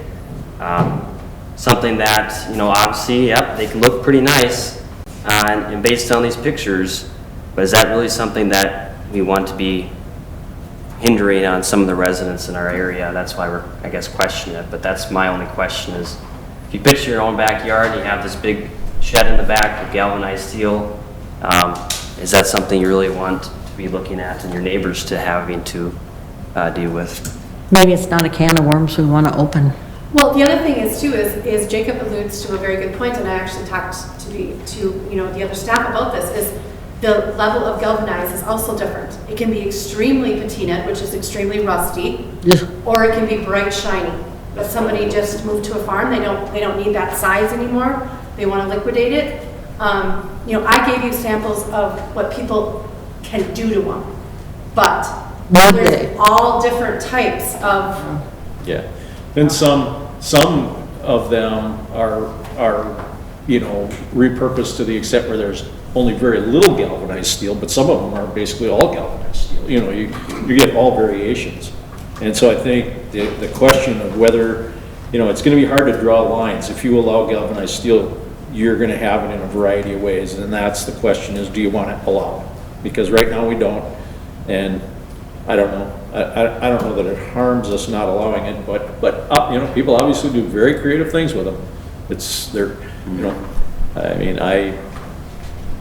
I admire the ingenuity of some of the things they do. I just don't, I agree with the idea. I don't know if I want it to be right next to mine. I was talking to my brother about this today, and his girlfriend, right next door to her, they took 2 of them, and they've turned them into bed and breakfast, or Airbnbs. Yeah.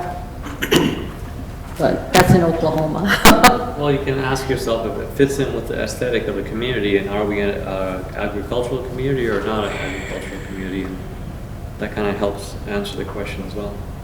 Well, we are and we aren't.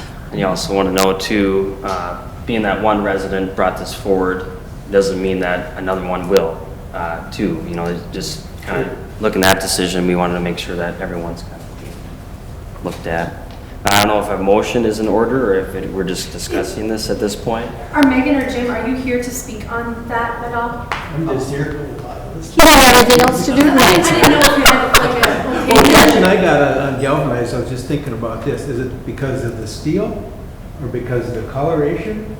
I think it's just Coloration, it can be painted. it's just an aesthetic thing, the appearance. I mean, I think if it was colored steel, we wouldn't have a prohibition against it, So, I mean, you could still have galvanized steel, paint it. Yep. And you still, it'd meet the same thing, right? Yeah, I guess. I mean, I guess if it was, that's, I don't know how you would even know that it was galvanized steel if it was painted. Right. I mean, and maybe some roofs are galvanized steel, they probably are. I'm not smart on what galvanized steel gets used in. But yeah, so I don't know. But this would be grain bend, so it'd be in the round formation, Right. kind of like corn cribs are the other thing. Corn cribs are being used as screened-in porches all over. So do we want to allow those agricultural pieces? I don't know. I think as soon as we do that, what's going to be coming next? Some animals will be put in place. We don't want to open that up. That was kind of my thought is, well, if one of these maybe should live out in the township. If you're not going to do anything with We don't it, need a that's fine, motion. but I really think you should make a motion at least that we're not going to allow grain bins at this time, so that I can let that individual know. At this time. Doesn't mean we won't revisit it at some future, or if we start No, good point. getting requests, and who knows? Maybe grain bins and corn cribs, I don't know what you want to say, but I know those are 2 things that are DIY projects all over the place. Ready for a motion? Okay, do we have a motion that we will or will not allow them at this time? I'm looking at Jacob. I'll make the motion to. Oh, there you go. Well, then, Josh did it. This time. Okay, is there a second? Second. All right. Oh, come on. Okay, the motion's been made and seconded that we not allow grain bins. What about, what was the other one? Corn cribs. Corn cribs at this time. Is that the motion, guys? Corn cribs and grain. And grain bins. All right, all those in favor? Aye. Aye, okay, that passed. No grain bins or corn cribs at this time. We'll see if we have a different. Jean, can I interrupt for a second? Yeah. Oh, did they already vote? Yeah. Okay, we did not make an official motion on that conditional use. You did your. Yeah, we did. That it was granted. No. No, Oh, on the the conditional first- use. You Yeah. did a motion to It wa- deny. You voted, like Randy said, a. Oh, you're correct, we just There is voted. not We a never made the motion. actual motion. You are right.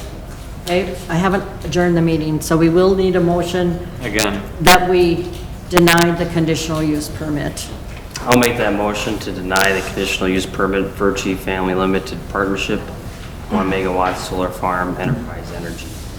Is there a second? I'll second. Motion's been made and seconded by Jacob and Josh. All those in favor? Aye. Okay, that passed. Thank you. we are adjourned We at are adjourned. 8:06. I knew it would be a long